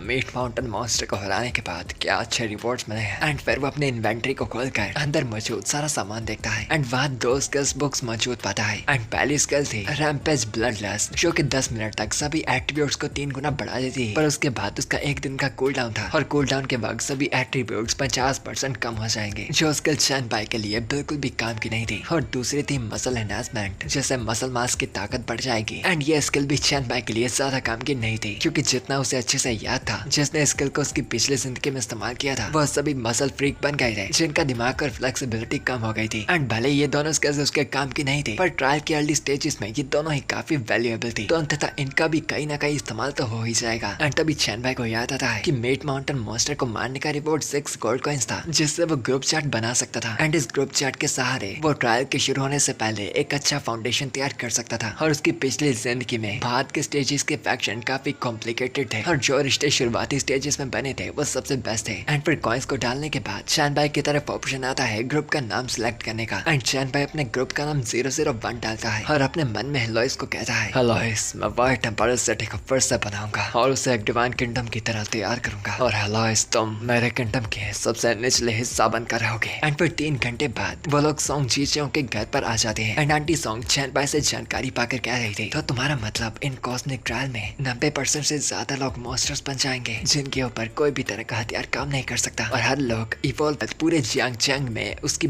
बराबरी कोई नहीं कर सकता था। पर चैन भाई उसे बताता है कि अभी के जो रूल्स और वैल्यूज हैं ट्रायल के शुरू होने के बाद वो बिल्कुल ही बदली जाएंगी और आंटी सोंग का जो भी स्टेटस और ताकत थी वो भविष्य में जाकर बस लोगों को मजबूर कर देगी, जिससे बस हर एक तरह के लोग उसे गुलाम बनाना चाहेंगे। एंड हमें थोड़ा सा चैन भाई से पता चलता है कि शायद उसकी पिछली जिंदगी में आंटी सोंग और उसकी बेटी को एक तरह का गुलाम बना दिया गया था। एंड फिर आंटी सोंग चैन भाई से पूछती है कि आखिर एक वफादार कुत्ते में और किसी का खिलौना बनने में क्या फर्क है, जिस पर चैन भाई उसे बताता है एक ऐसा स्टेज जहाँ पर आप अपनी ताकत दिखा पाओ और उसके लिए एक ऐसा मास्टर जो उसे डर से पीछे न करे, क्योंकि फर्क नहीं पड़ता, मैं हमेशा तुमसे ताकतवर और तुमसे ऊपर ही रहूंगा। एंड ये देखती आंटी सोंग भी बताती है कि उसे एक बहुत ही पक्की फीलिंग आ रही थी कि अगर वो यहाँ पर पीछे हटी तो वो बहुत ही बड़ी अपॉर्चुनिटी को मिस कर देगी। एंड फिर उसके सामने झुक कर वो उसके अंडर काम करने के लिए तैयार हो जाती है और बताती है कि वो अपने मास्टर की पूरी बात मानेगी। जो देखकर चैन भाई बताता है बस देखा जाए आपकी रेपुटेशन और स्टेटस फिलहाल के लिए तो आपकी वैल्यू काफी ऊंची बना देता है और ये बात काफी एक्साइटिंग भी है। एंड फिर उसे छूता हुआ वो बताता है तो आपका ये अलग ही चाम मैं खुद से देखना चाहूंगा और उसी के साथ मेरे पास कुछ काम है जो आपको करना होगा। एंड चैन भाई के दिए गए काम लेने के बाद वो अपने सिक्योरिटी को मैसेज भेजती है जिसका नाम चिंगर था और उसे काम देती है कि लूलिया से चैन भाई की वीडियो लेने का और उसके बाद लूलिया को घर छोड़ देने का, क्योंकि वो इतने दिनों से थक गई होगी, और उसके बाद कोई फेमस व्यक्ति को ढूंढ कर उस वीडियो को पोस्ट करना ये लिख कर उसे दिए गए टाइटल को लिख कर। एंड फिर शंकर भी लूलिया को ये बता देती है और उसे घर जाकर रेस्ट करने को कहती है। एंड लूलिया से बताती है ठीक है मिस लैंग, भले ही मैं 2 बार ज़ॉम्बी से मरने वाली थी पर अजीब बात है मुझे पिछली बार से इतना डर नहीं लगा। या तो हो सकता है कि मैंने अपनी मौत को एक्सेप्ट कर लिया या फिर मिस्टर चैन भाई की ताकत की वजह से मुझे उन ज़ॉम्बी मॉन्स्टर से बिल्कुल भी डर नहीं लगा। एंड यहाँ एक तरफ चैन भाई के पास आंटी सोंग का फोन था जिस पर उनकी बेटी सोंग जी की कॉल आ रही थी। एंड कॉल के उठाते ही सोंग जी कहती है हे मॉम, चिंगर कह रही थी कि आप चाहती हैं कि मैं घर आ जाऊं, क्या कुछ गलत हुआ है क्या? कि दूसरी तरफ से उसे चैन भाई की आवाज आती है। एंड शौक होती वो पूछती है कि आखिर चैन भाई यहाँ पर क्या कर रहा है और उसके पास उसकी मॉम का फोन क्यों था, जिस पर चैन भाई बताता है कि आंटी सोंग काम करने में और खाने में व्यस्त थी तो इसलिए सोंग जी को खुद घर आकर बात करनी चाहिए। एंड सोंग जी उसे कहने वाली थी कि वह चैन भाई को कितने टाइम से मैसेज भेज रही थी पर उसने फिर भी उसकी कॉल नहीं उठाई, पर उससे पहले ही चैन भाई उसकी कॉल काट देता है। एंड वो और भी गुस्से में इरिटेट हो जाती है कि वो उसे बार बार इग्नोर कर देता था और वो फैसला लेती है एक टाइम पर उसे अपने पैरों पर झुकाने का, कि यहाँ उल्टा उसकी माँ चैन भाई के पैरों पर झुक रखी थी एंड उसे रिक्वेस्ट कर रही थी उसकी बेटी की भी रक्षा करने की, जैसे चैन भाई बताता है देखा जाए तो उसकी एबिलिटी काफी कम है और उसका बिहेवियर भी कुछ खास नहीं है, पर अगर आप अच्छे से काम करोगे तो मैं इतना वादा करूंगा कि वो ट्रायल के शुरू होने पर कोई मॉन्स्टर नहीं बनेंगे। जिस बात पर आंटी सोंग भी खुश होकर अपने मास्टर का शुक्रिया करती है। लाइक सीरियसली व्हाट, भाई ने मिल्क भी कब्जे में कर ली यार। एंड फिर घर पहुंचकर सोंग जी को उसकी मॉम सारा मामला पानी बता देती है, परंतु सोंग जी को भी यकीन नहीं हो रहा था एंड उसे लग रहा था कि यह सब बस उसकी मॉम का कोई बैम था और यहाँ तो चैन भाई ने बस उन्हें बेवकूफ बनाया था। जिस पर आंटी सोंग उसे पक्का करती बताती है कि जो भी उसने बात उसे बताई थी वो सब कुछ सच्ची थी और उसे बस चैन भाई से प्यार से ही बात करनी है। एंड यहाँ पर चिंगर चैन भाई को उस जगह पर ले आई थी जहाँ पर सबसे ज्यादा ज़ॉम्बीज़ और मॉन्स्टर्स के रूमर्स आ रहे थे, क्योंकि ये ऑर्डर चैन भाई का ही था। एंड चिंगर बताती है कि ये जगह किसी टाइम पर अंडरग्राउंड कैसीनो होती थी, पर अब इस जगह के साथ साथ अंदर मौजूद गैम्बलर्स भी ज़ॉम्बी बन गए थे एंड अंदर कम से कम भी 100 से ज्यादा ज़ॉम्बीज़ मौजूद होंगे। जो बात समझता हुआ चैन भाई भी सोचने लगता है यहाँ पर बस ज़ॉम्बी से है,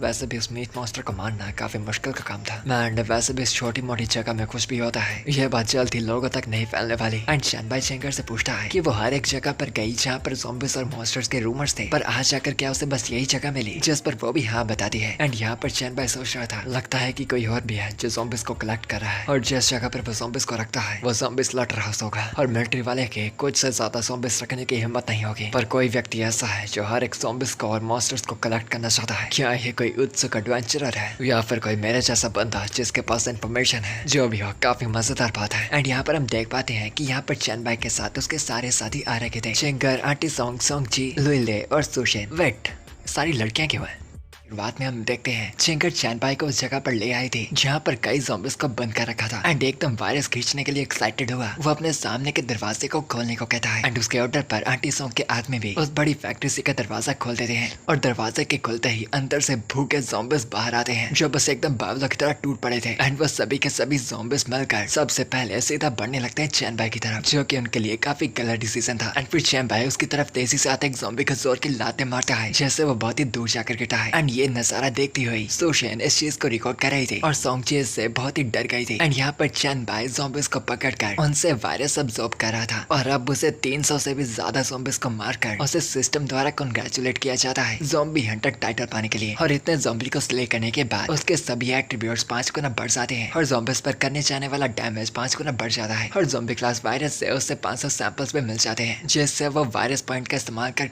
ज़ॉम्बी वायरस सीरम फार्मूला के लिए एक्सचेंज कर सकता था, जो ज़ॉम्बी वायरस सीरम फार्मूला उसके लिए काफी काम का था। एंड फिर वो 300 वायरस पॉइंट डालकर उस ज़ॉम्बी वायरस सीरम को खरीद लेता है क्योंकि ये वायरस अवेकन लोगों के टैलेंट पर भी हानि पहुंचाते थे, तो ये चीज उसके बाद में काम आएगी। एंड फिर वो सॉन्ग झिरचियोंग को सभी को बुलाने को कहता है क्योंकि यहाँ पर आने से पहले उसने उन सभी को एक बात बताई थी जो थी कि उनका यहाँ पर टेस्ट होगा। एंड यहाँ पर सभी उस चीज के लिए तैयार थे। आंटी सॉन्ग और शिंगर लड़ने के आखिर का ये फॉर्मूला इतना ज्यादा जरूरी और कीमती जो है। एंड चैन बाई का इतना यकीन पाकर आंटी सॉन्ग उसे शुक्रिया करती बताती है कि वो अपनी पूरी मेहनत करेगी चैन बाई के दिए गए उसे हर एक टास्क करने में और इस फॉर्मूला की जानकारी सिर्फ अपने भीतर ही रखने में, जिस पर फिर चैन बाई उसे बताता है अच्छी बात है, अब अपना काम करो जाकर और साथ ही कोई मेरे साथ भी भेज देना। एंड फिर चैन बाई ने अभी तक जो अपना पायोनियर का पोस्ट डाला था क्या अभी तक किसी ने उसे चेक किया होगा और साथ ही उसे कॉन्ट्रैक्ट करने की कोशिश की होगी या फिर नहीं, कि तभी चैन बाई पाता है कि उसे किसी ने मैसेज भेजा था और उसे बताया था कि वो भी एक पायोनियर है। एंड फिर चैन बाई जिसने अपना नाम पायोनियरिंग व्हाइट एम्पायर रखा था उससे पूछता है कि उसका टैलेंट क्या था, जिस पर वो बताता है कि उसका टैलेंट एक एस लेवल का मेंटल कंट्रोल था। एंड फिर उनकी थोड़ी बहुत और बात होती है। एंड जब चैन बाई उसे ग्रुप में डालता है, जिस पर्सन से वो बात कर रहा था उसका नाम हान शियाओ था, जो चैन बाई से पूछता है कि क्या वो किसी को ग्रुप में डाल सकता था, जिसका पता जब चैन बाई पूछता है तो वो बताता है कि वो किसी शुई चुहान नाम के बंदे को इन्वाइट करने वाला था जिसने पहले चैन बाई को भी मैसेज किया था पर उसने वो उठाया नहीं था। एंड यहाँ पर ये शुई चुहान नाम सुनकर तो चैन बाई एकदम शॉक हो गया था क्योंकि वो इस पर्सन को जानता था जैसे उसकी पिछली जिंदगी में एम्पायर लेवल का पावर हाउस सोइकोन नाम से भी जाना जाता था। एंड ये बंदा अगर उनके ग्रुप में आ गया तो उसका काम सच में कमाल का हो जाएगा। एंड वो हानशिया को उसे इन्वाइट करने को कहकर उसे अगर कोई और पायोनियर दिखता है तो उन्हें भी बस इन्वाइट करने को कहता है। एंड अब शुईचान के चैट ग्रुप में आने के बाद चैन बाई अपनी इस नई कामयाबी से एकदम एक खुश था। एंड फिर शाम के 7:30 बजे हम लूलिया की तरफ दिखाया जाता है जो कि ज़ॉम्बीज इन्वेस्टिगेशन कर रही थी एंड कॉल पर आंटी सॉन्ग से बात कर रही थी। एंड फिर वो आंटी सॉन्ग को बताती है कि इन सभी ज़ॉम्बीज को कलेक्ट करने का काम जियांग के लॉर्ड की फोर्सेस कर रही थी और उन्होंने सभी इकट्ठा किए गए ज़ॉम्बीज को मानकाई कंटेनर में डाल दिया था। और लूलिया ने इस चीज के बारे में और जानकारी इकट्ठा करने के लिए अपने कुछ साथियों को भेजा था जिन्हें टाइम के हिसाब से अभी उनसे मिलना आना चाहिए था। पर अजीब बात थी क्योंकि वो अभी तक वहाँ पर नहीं पहुंचे थे कि तभी उसे एक आवाज आती है जो उसे बताती है कि किसी का भी वेट करने की जरूरत नहीं है। और तभी लूलिया की तरफ उसके साथियों की लाशें कोई फेंक देता है। एंड ये भद्दा नजारा देखकर लूलिया एकदम घबरा जाती है क्योंकि उसके साथियों को बहुत ही बुरी तरह मारा गया था। एंड ऊपर ही खड़ा हुआ वो बंदा जिसकी ये सारी करतूत थी लूलिया को बताता है कि उसने उसे ढूंढ लिया। एंड अब लूलिया भी जान चुकी थी कि वो फंस चुकी है। एंड यहाँ पर एक तरफ सॉन्ग जी चोंग की मैंशन की तरफ हम चैन बाई को देखते हैं जो कि ग्रुप में बातें कर रहा था। एंड वो ग्रुप में कुछ एबिलिटीज के बारे में बातें कर रहे थे कि जैसे कोई वुड बॉडी को एक्टिवेट करने के लिए तुम्हारी स्पिरिट का लेवल 3 से कम नहीं होना चाहिए। कि तभी वहाँ पर चिंता में फटाफट चलती हुई आंटी सॉन्ग चैन बाई के पास आ जाती है। एंड चैन बाई भी उसके चेहरे पर इतनी जल्दी देखता उसकी चिंता का कारण पूछता है, जिस पर आंटी सॉन्ग उसे बताती है कि लूलिया को पता चल गया था कि सभी के सभी इकट्ठा किए गए ज़ॉम्बीज मानकाई कंटेनर वार्ड में जा रहे थे पर उसे इन्वेस्टिगेशन के दौरान लूलिया को पकड़ लिया गया था। एंड अब वो लोग लूलिया को बचाने के लिए आंटी सॉन्ग से सौदा करने की कोशिश कर रहे थे। एंड ये जानकर कि उन लोगों ने आंटी सॉन्ग को कांटेक्ट किया, चैन बाई उससे पूछता है आखिर उन लोगों ने तुम्हें कैसे कांटेक्ट कर लिया, कहीं ऐसा तो नहीं कि लूलिया ने तुम्हें धोखा दे दिया। एंड यहाँ पर आंटी सॉन्ग को याद था कि चैन बाई को धोखे से बहुत ही नफरत थी, तो उसके सामने झुककर वो उसे बता रही है कि उसने लूलिया को अपने तौर तरीकों से पाला था, तो वह इस बात से तो पक्की थी कि उसने उन्हें धोखा नहीं दिया था। और वैसे भी वो इस बार पीछे से कमांड कर रही थी, तो धोखा पक्का उसने नहीं बल्कि लूलिया के भेजे गए लोगों ने दिया होगा जो कि उनकी गैंग के पक्के मेंबर्स नहीं थे। जो बात सुनकर एग्री करता चैन बाई बताता है कि अगर बंदी अच्छी है तो वो बेशक उसे बचाने तो जरूर जाएगा। एंड यहाँ पर एक तरफ हमें मानकाई कंटेनर यार्ड का जोन भी दिखाया जाता है जहाँ पर वही बंदा जिसका नाम शिंग मैंग था लूलिया को बता रहा था कि मिस लूलिया,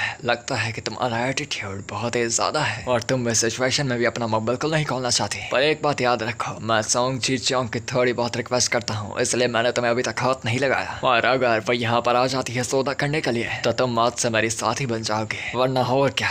सॉन्ग चीज जाऊंगा और तुम भी मेरे बस खिलौने बन जाओगे जिनके साथ मैं जब मर्जी खेल सकता हूँ। एंड यहाँ हम देखते हैं उसने लूलिया को भी एक बहुत ही अलग स्टाइल पे बांध रखा था। लाइक सीरियसली ऐसे कौन सा किडनैपर बांधता है, मैं 100% बता सकता हूँ ये हरामजादा शिंग मैंग अपने गंदे BDSM के शौक पूरे कर रहा था। एंड तभी अपनी वाइन लेता वो उसके पास आता बताता है क्या हुआ, एक बार चक्कर नहीं देखना चाहोगे, आखिर इस कमाल के वाइन का टेस्ट कैसा है, पर इसे थोड़ा ध्यान से पीना। एंड यहाँ पर हम देखते हैं कि लूलिया बस उससे अपने आप को दूर करने की कोशिश कर रही थी कि तभी वहाँ पर पास ही में खाना खा रहा चैन बाई उसे बताता है तुम्हारे खाने के तरीके में बिल्कुल खूबसूरती नहीं है, जरा सोच कर देखो, कुछ लड़कियों को ना पीना ज्यादा पसंद है। एंड यहाँ पर शेंग मैंग हैरान हो जाता है क्योंकि उसने चैन बाई को यहाँ पर आते बिल्कुल भी नोटिस नहीं किया था। एंड फिर वो भी वो स्टेक खाता खाता लूलिया की तरफ आता है और उसे प्यार से खिलाने लगता है। एंड लूलिया भी उसे प्यार से खा रही थी कि फिर चैन बाई उस बंदे को बताता है कि वो इस लड़की को अपने साथ घर ले जाने आया था। एंड फिर वो भी वाइन पीता पीता उसे कहता है पहले मुझे लगा कि सॉन्ग ची चोंग ने तुम्हें भेजा होगा, पर ये पाकर कि तुम मेरे बिना नोटिस कर पाए यहाँ तक आ पाए तो इसका मतलब है कि तुम बैक पायनियर हो गए। एंड यहाँ लूले को रस्सियों से छुड़ाकर चैन बाई उसे फटाफट बाहर जाने को कहता है, जहाँ पर जी चियोंग बाहर कार में उसका इंतजार कर रही थी। एंड भी खुश होकर वहाँ से चली जाती है। एंड फिर शेंग मैंग चैन बाई से पूछता है लगता है कि तुमने सॉन्ग जी चियोंग को पहले से अपने कंट्रोल के अंदर कर लिया है। काफी ही मजेदार बात है क्योंकि वैसे मुझे लगा नहीं था कि जियांग चांग के क्वीन किसी के घुटनों पर इतनी जल्दी गिर जाएगी, तो मतलब तुम्हारे पास काफी इंटरेस्टिंग मेथड्स होंगे। एंड फिर चैन बाई के लिए वाइन तैयार करता वो बताता है कि वो दोनों ही ताकतवर थे तो वो साथ में कुछ मजेदार बातें कर सकते थे। और जियांग चैंग के इन 3 मेजर फोर्सेस के अंदर से उसने खुद लॉर्ड को अपने नीचे लगा लिया था और चैन बाई ने क्वीन को और लोता कब्जे में करने के लिए सिर्फ कमांडर ही बचा था। एंड फिर वो चैन बाई को उसकी मदद करने को कहता है ताकि वो जियांग चैंग का राजा बन पाए और चैन बाई उस चीज में उसका साथी बन सकता था। एंड इस दोस्ती की शुरुआत के लिए वो चैन बाई के साथ टॉस करना चाहता था, पर उससे पहले ही चैन बाई इस बात पर साफ साफ इनकार कर देता है, जिससे गुस्से में वो बंदा अपनी वाइन नीचे फेंक देता है। एंड एक बार फिर से चैन बाई को मनाने लगता है चिंता मत करो, हम सबसे ऊपर पहुंच जाएंगे क्योंकि मेरे पास एक इस लेवल का टैलेंट है जो कि सबसे हाईएस्ट लेवल का है, और या फिर तुम्हें भी पनिशमेंट वाइन पीने का शौक है। एंड उसकी तरफ बढ़ता हुआ चैन बाई उसे बताने लगता है यहाँ आने से पहले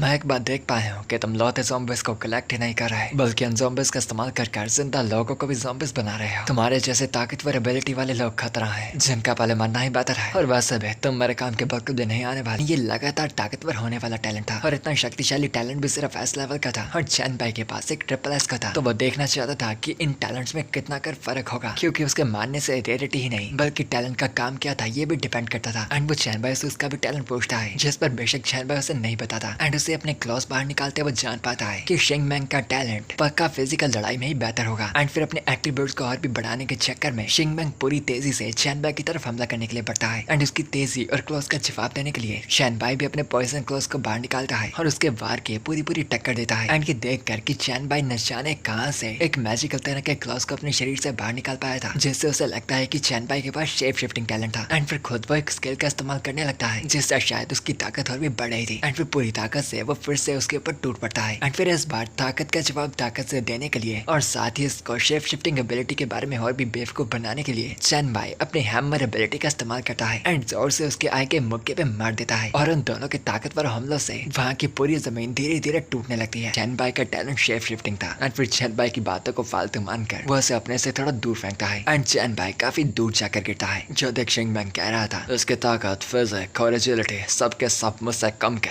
पर फिर भी ये दिखावा कर रहा है मुझसे ज्यादा शक्तिशाली होने का, जबकि ये चूज असली ताकत के सामने कुछ भी नहीं है। एंड वो ये बकवास कर ही रहा था कि तभी उसके शरीर को कुछ होने लगता है और उसे अचानक ही खून की उल्टी आने लगती है। एंड वो बिल्कुल भी समझ नहीं पाता कि ऐसा क्यों था कि उसे ढेरों से नोटिफिकेशन आने लगते हैं अलग अलग वायरसेस और अलग अलग बीमारियों के, क्योंकि न जाने चैन बाई के वायरस भरे हमले इतनी बार खाकर उसके स्टैट्स न जाने कितने डाउनग्रेड हो गए थे कि वैसे नोटिफिकेशन हर एक सेकंड्स बाद आई जा रहे थे। एंड फिर एक और नोटिफिकेशन आता है जो बताता है कि शेंग मैंग को नेगेटिव बफ मिल गया था जिससे उसके शरीर की हालत एकदम टाइट हो जाएगी और उसकी सोचने की शक्ति स्लो हो जाएगी, चलने की शक्ति स्लो हो जाएगी और स्टेमिना भी जल्दी कम होगा। यानी अब वो चैन बाई के सामने बहुत ही गुना कमजोर पड़ गया था। एंड वापस खड़ा हुए चैन बाई उसकी तरफ बढ़ता से बताता है तुम्हारे फिजिक्स सच में कमाल के थे कि वायरस का इफेक्ट चालू होने में काफी टाइम लग गया, पर एक बार बताओ तो सही कैसा लग रहा है इतनी सारी बीमारियां साथ में लेकर घूमने पर। एंड अब इस बात से एकदम चिढ़ गया शेंग मैंग बस बाबलों की तरह चैन बाई पर टूट पड़ता है, पर अब वो उसके सामने चूजा था। चैन बाई एक ही सेकंड में उसके करीब आकर अपने क्लो वाले हाथ को उसके शरीर के आर पार कर देता है एंड मरते मरते शेंग मैंग को बताता है तुम बेवकूफ हो, तुम्हें इतना जानना चाहिए था कि लड़ाई जीतने का तरीका सिर्फ ताकत नहीं होती, पर चिंता मत करो मैं यहाँ पर तुम्हें ऑब्जर्व करने वाला हूँ क्योंकि भले ही तुम हरामी थे पर तुम मेरे तो काम आओगे, तो बस उम्मीद करता हूँ कि तुमसे मिले रिवॉर्ड्स अच्छे हों। एंड शेंग मैंग को पूरा ऑब्जर्व करने के बाद उसके वो क्लॉज वहीं पर नीचे गिर जाते हैं एंड चैन बाई को सिस्टम अलर्ट आता है कि उसने एक इवॉल्व ह्यूमन को ऑब्जर्व किया था एंड ब्लैक लाइट वायरस की अवेकनिंग कंप्लीट हो गई थी, जिससे उसे उसके हर एक एट्रीब्यूट्स में काफी अच्छा बफ मिलेगा और साथ ही उसकी वायरस मोनराज बॉडी में भी। एंड फिर उसे एक और सिस्टम अलर्ट आता है कि उसकी black light devouring ability evolve हो चुकी है एंड अब वो अपने टारगेट की यादाशों को कोई पार्ट को देख सकता था और बहुत ही कम चांस ये भी था कि यादाश्त देखने के बाद उसे अपने अपराधी की मास्टर स्किल्स मिल जा सकती है। और उस हर एक रिवॉर्ड और एट्रीब्यूट बोनसेस से चैन बाई बहुत ही खुश था क्योंकि ये बंदा सच में उसके लिए एक बोनस बन गया था। एंड फिर चैन भाई अपने एट्रीब्यूट चेक करने का सोचता है, क्योंकि पहले के 30% ताकत में थे, 20% तेजी में और 100% रीजनरेशन में। एंड फिर चैन भाई चेक करता है कि उसके कितने स्टैट्स बढ़े थे और पाता है कि उसके सभी स्टैट्स 50-50 गुना बढ़ गए थे। हर स्प्रिंट 40 और लाइव रीजनरेशन तो सीधा 200% बढ़ा था। एंड मैं बता दूं ये नए बोनस स्टैट्स दिख रहे हैं जो कि उसे जस्ट नाउ मिले थे। एंड फिर चैन भाई अपनी टोटल प्रोफाइल को चेक करने लगता है, जिसे अगर आप चाहें तो पॉज कर पढ़ सकते हैं, क्योंकि इतनी लंबी डिटेल बताऊंगा तो आप बोर हो जाएंगे। एंड अब चैन भाई इतना जान चुका था कि वो पहले से काफी ताकतवर बन चुका था, तो वो आम लोगों के साथ खेल भी नहीं सकता था, क्योंकि उसका शरीर उनके लिए काफी ताकतवर होगा। एंड फिर चैन भाई शेंग मैंग के गिरे हुए हथियारों को चेक करने लगता है एंड पाता है कि शेंग मैंग के अचीवमेंट्स काफी अच्छे थे। जो देखता हुआ वो कहता है सराह मैंने पक्का म्यूटेंट ज़ॉम्बीज़ को मारा होगा, वरना इसके एट्रीब्यूट्स और अचीवमेंट मुझसे ज्यादा ताकतवर कैसे हो सकते थे। और साथ ही साथ उसे एक ब्लूप्रिंट भी मिला था, जिससे चैन भाई जान ही पाता है कि शेंग मैंग का लक पक्का काफी हाई रहा होगा। पर अब क्या ही फर्क पड़ता था, क्योंकि आज जाकर सारा उसका लक आया था कम चैन भाई के, तो यानी उसका लक अब उसका था और साथ ही उसका सामान भी। एंड वहाँ से ज्यादा हुआ वो सोच रहा था, मेरा पिछला ई रैंक का टैलेंट अब ट्रिपल+ बन चुका है और ये पिछले 3 हादसे जो पिछली बार धरती पर घटे थे इनमें शामिल होकर मेरा काफी ही ज्यादा फायदा हुआ है। और साथ ही अब सॉन्ग जेजोंग का अड्डा और वो तक भी मेरी हो चुकी है। एंड फिर बाहर जाकर वो पाता है आंटी सॉन्ग और लूली उसका इंतजार कर रही थी। एंड चैन भाई को सही सलामत देखकर वो दोनों ही खुश होती है और आंटी सॉन्ग एकदम अच्छे पोस्ट में चैन भाई के लिए यानी अपने मास्टर के लिए गाड़ी का दरवाजा खोलती है और उसका वापस वेलकम करती है। एंड पिछली बार से बिल्कुल बदला चैन भाई कह रहा था, अपनी अब की ताकत के साथ ट्रायल के शुरू होने से पहले फालतू के मॉन्स्टर्स को पकड़कर मारना कोई भी फायदा नहीं होगा, बल्कि इन हादसों के शुरू होने से पहले बस मजे से इन हादसों से बचने की तैयारी करते हैं और हर एक चीज के लिए बस तैयार होते हैं। एंड फिर वापस आंटी सॉन्ग के वेला में हम चैन भाई को बालकनी के सामने खड़ा पाते हैं, जो बस बाहर का नजारा देख रहा था, क्योंकि आज वो दिन आ चुका था जब ट्रायल शुरू होने वाला था। एंड फिर चैन भाई अपने सभी सदस्यों को अंदर बुलाता है एंड उन्हें लीड करती आंटी सॉन्ग बताती है कि वो चैन भाई का कहा गया सारा काम टाइम से पहले ही कर पाए थे। और लूली बताती है उसने चैन भाई के कहने पर हर एक एरिया वगैरह का काम कर दिया था और इस तबाही का टाइम जब शुरू होने के बाद वो हर एक जगह को साफ कर अपना पूरा कंट्रोल अपने अड्डों पर वापस ले पाएंगे। एंड सोशन बताती है कि जो भी मटेरियल्स उसने खरीदने को कहा था उन सभी का काम भी हो चुका है। एंड आंटी सब पूछती है टाइम जल्दी होने वाला है, तो उतने टाइम में चैन भाई क्या करना चाहता है। एंड यहाँ पर हम शायद ग्रुप के लोगों को देखते हैं जिन सभी ने शायद चैन भाई को ज्वाइन कर लिया था और वो भी अब शायद चैन भाई के कहने पर बस इस ट्रायल का वेट कर रहे थे। वैसे खास मुझे पक्का नहीं पता कि ये चैन भाई के ग्रुप के बंदे हैं या फिर कोई रैंडम लोग, बट मेरे ख्याल से तो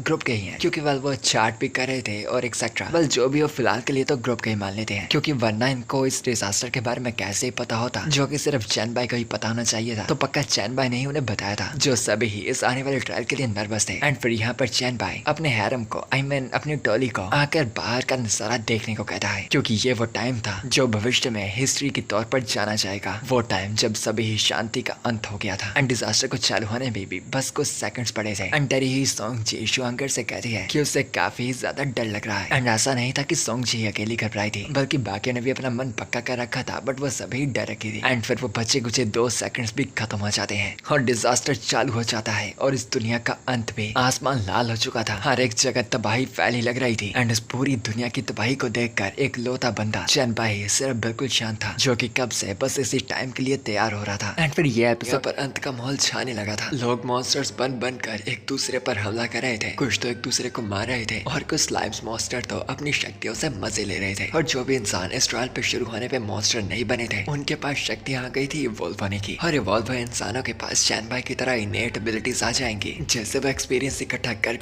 अपनी शक्तियों का लेवल और भी बढ़ा सकते हैं, पर एबिलिटीज की रैंकिंग का फर्क नहीं। और बाकी अजीब सी मॉन्स्टर की रेसेस जिन्होंने इस ट्रायल से जन्म लिया था, वो भी इस मौत और जिंदगी की दौड़ में पार्टिसिपेट करने वाले थे। और अब धीरे धीरे कर आसमान से भी क्रैक आने लगे थे और अब बस हर जगह चारों तरफ तबाही फैल गई थी। और चैन भाई तो बस अपने सामने इस तबाही को देख रहा था, जो कि बस पहले से जानता था कि ऐसा होने ही वाला था, कि तभी उसे नोटिफिकेशन आता है कि उसका डाला गया आवर ग्लास ऑफ टाइम बिल्कुल पहचान लिया गया है और तैयार हो रहा है। और चैन भाई सोचने लगता है कि आखिर ये किस चीज की बात हो रही थी, और वो बहुत ही ज्यादा चमक रहा था। और चैन भाई नहीं चाहता था कि उसके साथियों को इस आवर ग्लास के बारे में बिल्कुल भी कुछ पता चले, इसलिए वो पीछे मुड़कर उन्हें वहां से जाने को कहने लगता है। पर पीछे मुड़कर वो देखता है कि टाइम रुक चुका था, उसके सभी साथी बस एक जगह पर ही रुक रखे थे। और अकेले अंदर का माहौल ऐसा नहीं था, बल्कि जब बाहर मुड़कर भी वो देखता है तो पाता है कि हवा में क्रैश हो रहा एयरप्लेन भी एकदम एक जगह पर जम गया था। और टाइम किसने रोका था, कैसे रोका था, क्यों रोका था, चैन भाई को बिल्कुल समझ नहीं आ रहा था। पर वो इतना जानता था कि ये चीज उस आवर क्लास से रिलेटेड थी, वरना टाइम को रोकना इस लेवल पे किसी के भी बस की बात नहीं होने वाली थी। और तभी उसका पहनावा क्लास बहुत ही ज्यादा चमकने लगता है और फिर उसे नोटिफिकेशन आता है कि time our class successfully bound हो चुका था और अब स्टेटस विंडो में वो उसकी जानकारी देख पा रहा था और उसकी कुछ चीजें अभी भी लॉक हो रखी थी, पर वो उसकी एबिलिटी को देख पा रहा था जब वापस टाइम में जाने की थी। यानी चैन भाई पक्का इस आवर क्लास की वजह से ही वापस टाइम में आया था और उस स्किल का कूल डाउन भी चल रखा था जो कि लिटरली 72 ईयर्स से ज्यादा का था। और वहाँ पर एक स्टेटस सेव एंड रीड का ऑप्शन था, तो वहाँ पर वो देखता है कि वो अपने स्टेटस को एक तरह से सेव कर सकता था, जैसे कि हम गेम में अपने स्पॉन पॉइंट को सेव करते हैं। और चैन भाई के लिए तो ये स्किल सच में बहुत ही कमाल की थी और बहुत ही फायदेदार भी, जिसका कूल डाउन भी सिर्फ 1 घंटे के आसपास का था। और तभी ही टाइम वापस चालू हो जाता है और आंटी सॉन्ग पूछती है कि क्या चैन भाई ने उन्हें आवाज लगाई थी या फिर वो उन्हें कोई ऑर्डर्स देना चाहता था। वैसे गाइस आउट ऑफ टॉपिक होगा, बट आई थिंक मैं प्यार में पड़ चुका हूँ। आंटी सॉन्ग मेरी बाकी आपकी, ठीक है ना?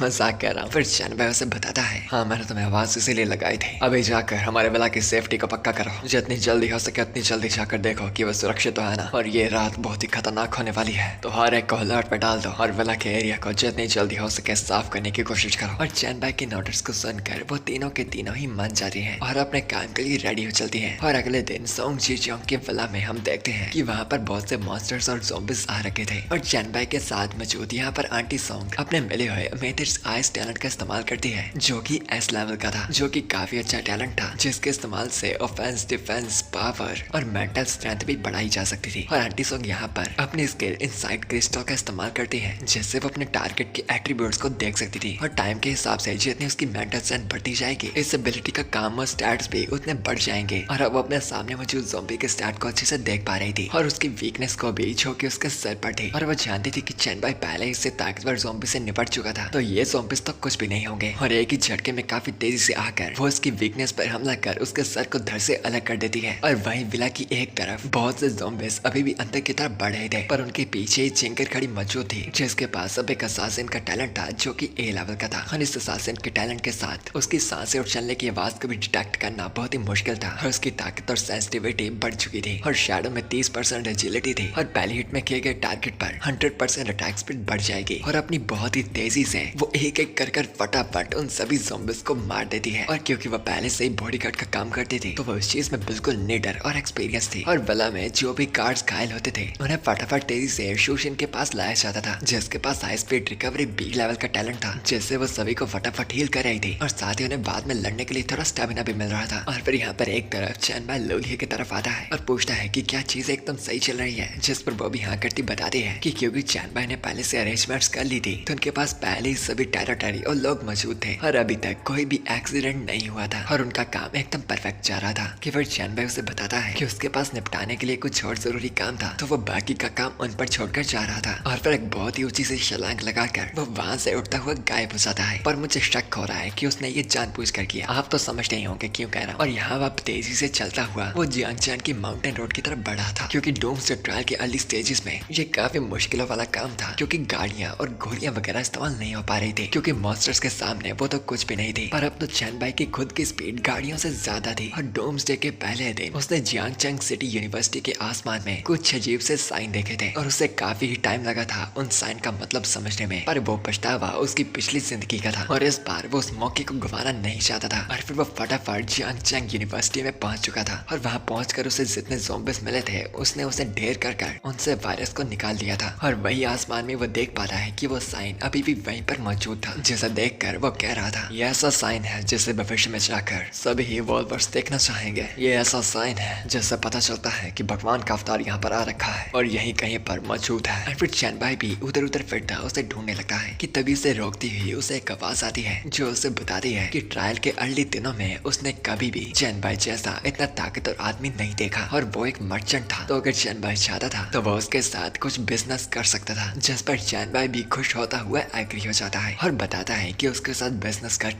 वो बहुत ही ज्यादा भाग्यशाली होगा। जिस पर वो मर्चेंट बताता है कि ये तो बस एक मर्चेंट का काम था, तो उसे इतना भाग्यशाली होने की जरूरत नहीं थी। पर चैन भाई उसके बारे में पहले से अच्छे से जानता हुआ उसे पूरी इज्जत देता हुआ बताता है मुझे आपका नाम सुनकर बहुत ही ज्यादा खुशी हुई और आपके सिंपल को देखकर मैं सच्ची अपने दिल से आपके साथ कभी मिलना चाहता था। आखिरकार आप एक अच्छे, सच्चे, दिलदार, अमीर और बाकियों से बहुत ही ज्यादा ताकतवर ट्रेडिंग के देवता लॉर्ड लैडो जो है। और फिर हम उस गॉड ऑफ मर्चेंट लॉर्ड लैडो को देख भी पाते हैं, जो कि सच में ही देखने से इंसान तो कहीं से नहीं लग रहा था, बल्कि रेजिडेंट एविल 4 का मर्चेंट लग रहा था। और चैन भाई के तारीफों के पुल से लॉर्ड लैडो भी थोड़ा खुश हो गया था और क्योंकि चैनबाई उससे काफी टाइम से मिलना चाहता था तो लॉर्ड लैडो उसे एक मीटिंग गिफ्ट देता है जो कि उसकी मेंबरशिप का गोल्ड कार्ड था। और चैनबाई भी उसे लेता हुआ सोच रहा था कि अपनी पिछली जिंदगी में जब वो उससे मिला था तब उस पर ज्यादा तारीफों का फर्क तो नहीं पड़ता था, पर इस बार कुछ कर उसकी तारीफें उस पर कम आ गई थी। एंड चैनबाई अभी भी ना रुकता, उसकी तारीफे पे तारीफे किया जा रहा था। एंड फिर लॉर्ड लैडो उसे अपने प्रोडक्ट्स दिखाने लगता है। और पहले में था थंडर वाल्कर स्क्रॉल, एक ऐसा प्रोफेशन जिसके अंदर बिजली की ताकत थी, जिस ताकत से वो अपने दुश्मनों को तबाह कर सकता था। और साथ ही उसमें दूर के साथ साथ पास से लड़ने की एबिलिटीज भी थी। और इस एस क्लास आइटम का प्राइस था 500 डब्ल्यू गोल्ड कॉइंस। और दूसरी थी एस रैंक की रियर पर टच, एक लेजेंडरी स्नाइपर राइफल जिसे गोलियों का इस्तेमाल करने वाला प्रोफेशन वाला व्यक्ति इस्तेमाल कर सकता था। और उसे लैडो के एक करीबी दोस्त ने बनाया था। एंड ये देखता चैनबाई भी कहता है ये तो वही मेरी पिछली जिंदगी वाला थंडर वॉल्कर का प्रोफेशनल स्क्रॉल था, तो इसे यहाँ से खरीदा गया था। और साथ ही और ज्यादा प्रोफेशन की आइटम्स। पर फिर वो लॉर्ड लैडो को माफी मांगता बताता है कि वो ये सारी ही चीजें खरीदना तो चाहता था, बट इसके लिए उसके पास अभी कॉइन्स ही नहीं थे, तो वो अभी इन्हें नहीं खरीद सकता था। और लॉर्ड लैडो भी जानता था कि ट्रायल्स की शुरुआत से ही कोई इवॉल्वर के पास इतनी ज्यादा करेंसी कैसे हो सकती है। पर क्योंकि उसका सामान भी काफी अच्छा था तो वो चाहता था कि चैनबाई मेहनत कर अमीर बने ताकि भविष्य में वो उसके साथ ट्रेनिंग कर पाए। एंड फिर चैनबाई लॉर्ड लैडो को बताता है कि वो अभी उसके प्रोडक्ट्स को खरीद तो नहीं सकता, पर उसने सुना था कि गॉड्स खुद इस ट्रायल में पार्टिसिपेट नहीं कर सकते, पर ट्रायल से प्रॉफिट कमाने के लिए उन्हें किसी इवॉल्व बंदे पर इन्वेस्ट करना होगा। और चैनबाई बताता है तो आप भी पक्का यहाँ पर इसी काम से आए होंगे ताकि आप किसी अच्छे इवॉल्वर में इन्वेस्ट कर पाए, है ना। जिस बात से लॉर्ड लैडो भी खुश होता कहता है कि चैनबाई सच में काफी कुछ जानता था और क्या वो उसकी इन्वेस्टमेंट चाहता था। जिस बार चैनबाई उससे बताता है कि उसने सुना था कि सभी गॉड्स के पास एक ऐसा खजाना है जिसे कोई भी इवॉल्वर मना नहीं कर सकता था, और अगर वो उससे उस पे इन्वेस्ट करेंगे तो वो बिल्कुल भी नहीं पछताएंगे। जो सुनता लॉर्ड लैडो बताता है कि इन्वेस्टमेंट करना हमेशा प्रॉफिटेबल होना चाहिए, और वैसे भी ये खजाना सभी गॉड्स का था, तो आखिर चैनबाई को क्यों लगता था कि वो इस खजाने के लायक तक भी था। और भले ही चैनबाई उसका एडमायरर हो, पर वो कभी भी ऐसा बिजनेस नहीं करने वाला था जिससे उसे घाटा हो। परंतु फिर भी वो चैनबाई को बताता है मैं वैसे तो इतनी जल्दी कहीं भी इन्वेस्ट नहीं करना चाहता था, पर तुम्हें देखकर मुझे लग रहा है कि मैं तुम्हें चांस दे सकता हूँ, और तुम्हारे लिए भी ये मौका सबसे प्यारा होगा क्योंकि तुम एक गिफ्टेड व्यक्ति हो जिसके पास किसी और देवता का ऑरा है, इसलिए मैं इस बात से मान रहा हूँ। एंड फिर चैनबाई पूछता है कि क्या वो ये जरूरी इन्वेस्टमेंट अभी पा सकता था, जिस पर लैडो मना करता बताता है कि अभी वो उस चीज के लिए काफी नहीं था क्योंकि चैनबाई का टैलेंट उसका भविष्य पक्का नहीं करता था। भगवानों के बीच में भी कोई ऐसे भगवान थे जिनका टैलेंट बाकियों से कम था, और उसकी इन्वेस्टमेंट पाने के लिए चैनबाई को इतना प्रूव करना होगा कि वो उस इन्वेस्टमेंट के लायक है, यानी आगे बढ़ते बाकियों से काफी अच्छी है। और तभी चैनबाई के सामने एक मिशन का नोटिस आ जाता है कि गॉब्लिन्स और ट्रेडिंग के गॉड ने चैनबाई के लिए एक triple S rank mission issue किया था, और क्या चैनबाई उसे एक्सेप्ट करना चाहता था या फिर नहीं, जिसे ऑब्वियसली चैनबाई एक्सेप्ट कर लेता है क्योंकि वैसे भी उसे पाने के लिए उसे काफी तरले करने पड़े थे। और फिर लैडो उसे अपना एक कॉइन देता बताता है कि जब चैनबाई अपना मिशन पूरा कर लेगा तो वो इस कॉइन का इस्तेमाल कर उसकी शैडो को समॉन कर सकता था, और वो इतनी उम्मीद करता है कि चैनबाई इस चीज का उसे ज्यादा इंतजार नहीं करवाएगा। और कॉइन को पकड़कर चैनबाई भी उसे बताता है लॉर्ड लैडो मैं सोच रहा था कि क्या आप मुझे वो खजाना दिखा सकते हैं जो सभी देवताओं का है। एंड फिर लैडो भी उस खजाने को बाहर निकाल कर दिखाता है जो कि एक डबल प्रोफेशनल स्क्रॉल था, एंड ये एक ट्रिपल एस रैंक की स्पेशल आइटम थी जिसका इस्तेमाल कर यूजर के पास 2 प्रोफेशन एक ही टाइम पर हो सकते थे, और एक और प्रोफेशन का मतलब होना था डबल एट्रीब्यूट्स का अपग्रेड होना और डबल स्किल्स का अपग्रेड होना। और चैनबाई समझ ही पाता है कि ये खजाना कमाल का क्यों था। एंड क्योंकि अब बातचीत और डीलिंग वगैरह सब कुछ हो गई थी, लैडो बताता है कि अब उसके चलने का टाइम हो गया था, और आज उसे सच में काफी मजा आया था। और वो उसे इतना बताकर जाता है कि उसे उम्मीद है कि चैनबाई इस मिशन को कंप्लीट कर पाए। और उसके जाने के बाद चैनबाई यहाँ पर उस मिशन पैनल को खोलता है जहाँ वो पढ़ पाता है उसके इस मिशन की डिस्क्रिप्शन को, जो था कि उसे सबसे स्मार्टेस्ट से सबसे ज्यादा वैल्यूएबल की इन्वेस्टमेंट लेनी होगी और लैडो को प्रूव करना होगा। और फिर वो मिशन का ऑब्जेक्टिव देख पाता है जहाँ पर उसे जियांगचंग यूनिवर्सिटी में एक सीक्रेट रैम की स्पेशल कॉपी ढूंढनी थी, और उस क्रिएचर को भी हराना था जिसमें लैडो इंटरेस्टेड था, और उसके बॉडी पार्ट को ऑब्टेन कर उसे लैडो को देना था। और ये सब करने के बाद लैडो उसका रिवॉर्ड खुद डिसाइड करेगा। जो देखता हुआ चैनबाई सोच रहा था मेरी पिछली जिंदगी में उसकी रेपुटेशन बहुत ही ज्यादा अच्छी थी, मुझे पक्का पता है कि अगर मैं अच्छा काम करूंगा तो मैं किसी भी घाटे में नहीं पड़ने वाला, पर मुझे लगा नहीं था कि यूनिवर्सिटी में सीक्रेट रैम होगा, वो भी ट्रायल के शुरुआती दिनों में। लगता है वो काफी अच्छे से छुपा होगा क्योंकि मैंने उसके बारे में पिछली जिंदगी में सुना तक नहीं था। एंड अब वो सोचने लगता है कि उसे कहाँ पर तलाश करने को जाना चाहिए, और यहीं पर इस यूनिवर्सिटी के जिम में हम कुछ बने हुए गुंडों को देखते हैं जिनके पास अब ऑब्वियसली बाकियों से ज्यादा ताकत थी, इसलिए वो बाकियों को पीट रहे थे, खासकर लड़कों को, क्योंकि लड़कियों को तो वो कह रहा था उन सभी को अपने अपने कपड़े उतारने के लिए और उनसे झुककर फिर भीख मांगने के लिए, उनके गुलाम बनने के लिए, जिस चीज से उसे मजा आए। और ऐसा कहते कहते वो बंदा बाकियों को पीटना चालू रखता है। नल्लो मैं जानता हूँ तुम कहाँ देख रहे हो, पर पहले थोड़ा स्टोरी पे भी ध्यान दे लो प्लीज। और फिर वो बंदा फिर से उन्हें धमकाता है, जो मैं कहता हूँ वो करोगे तो बच जाओगे,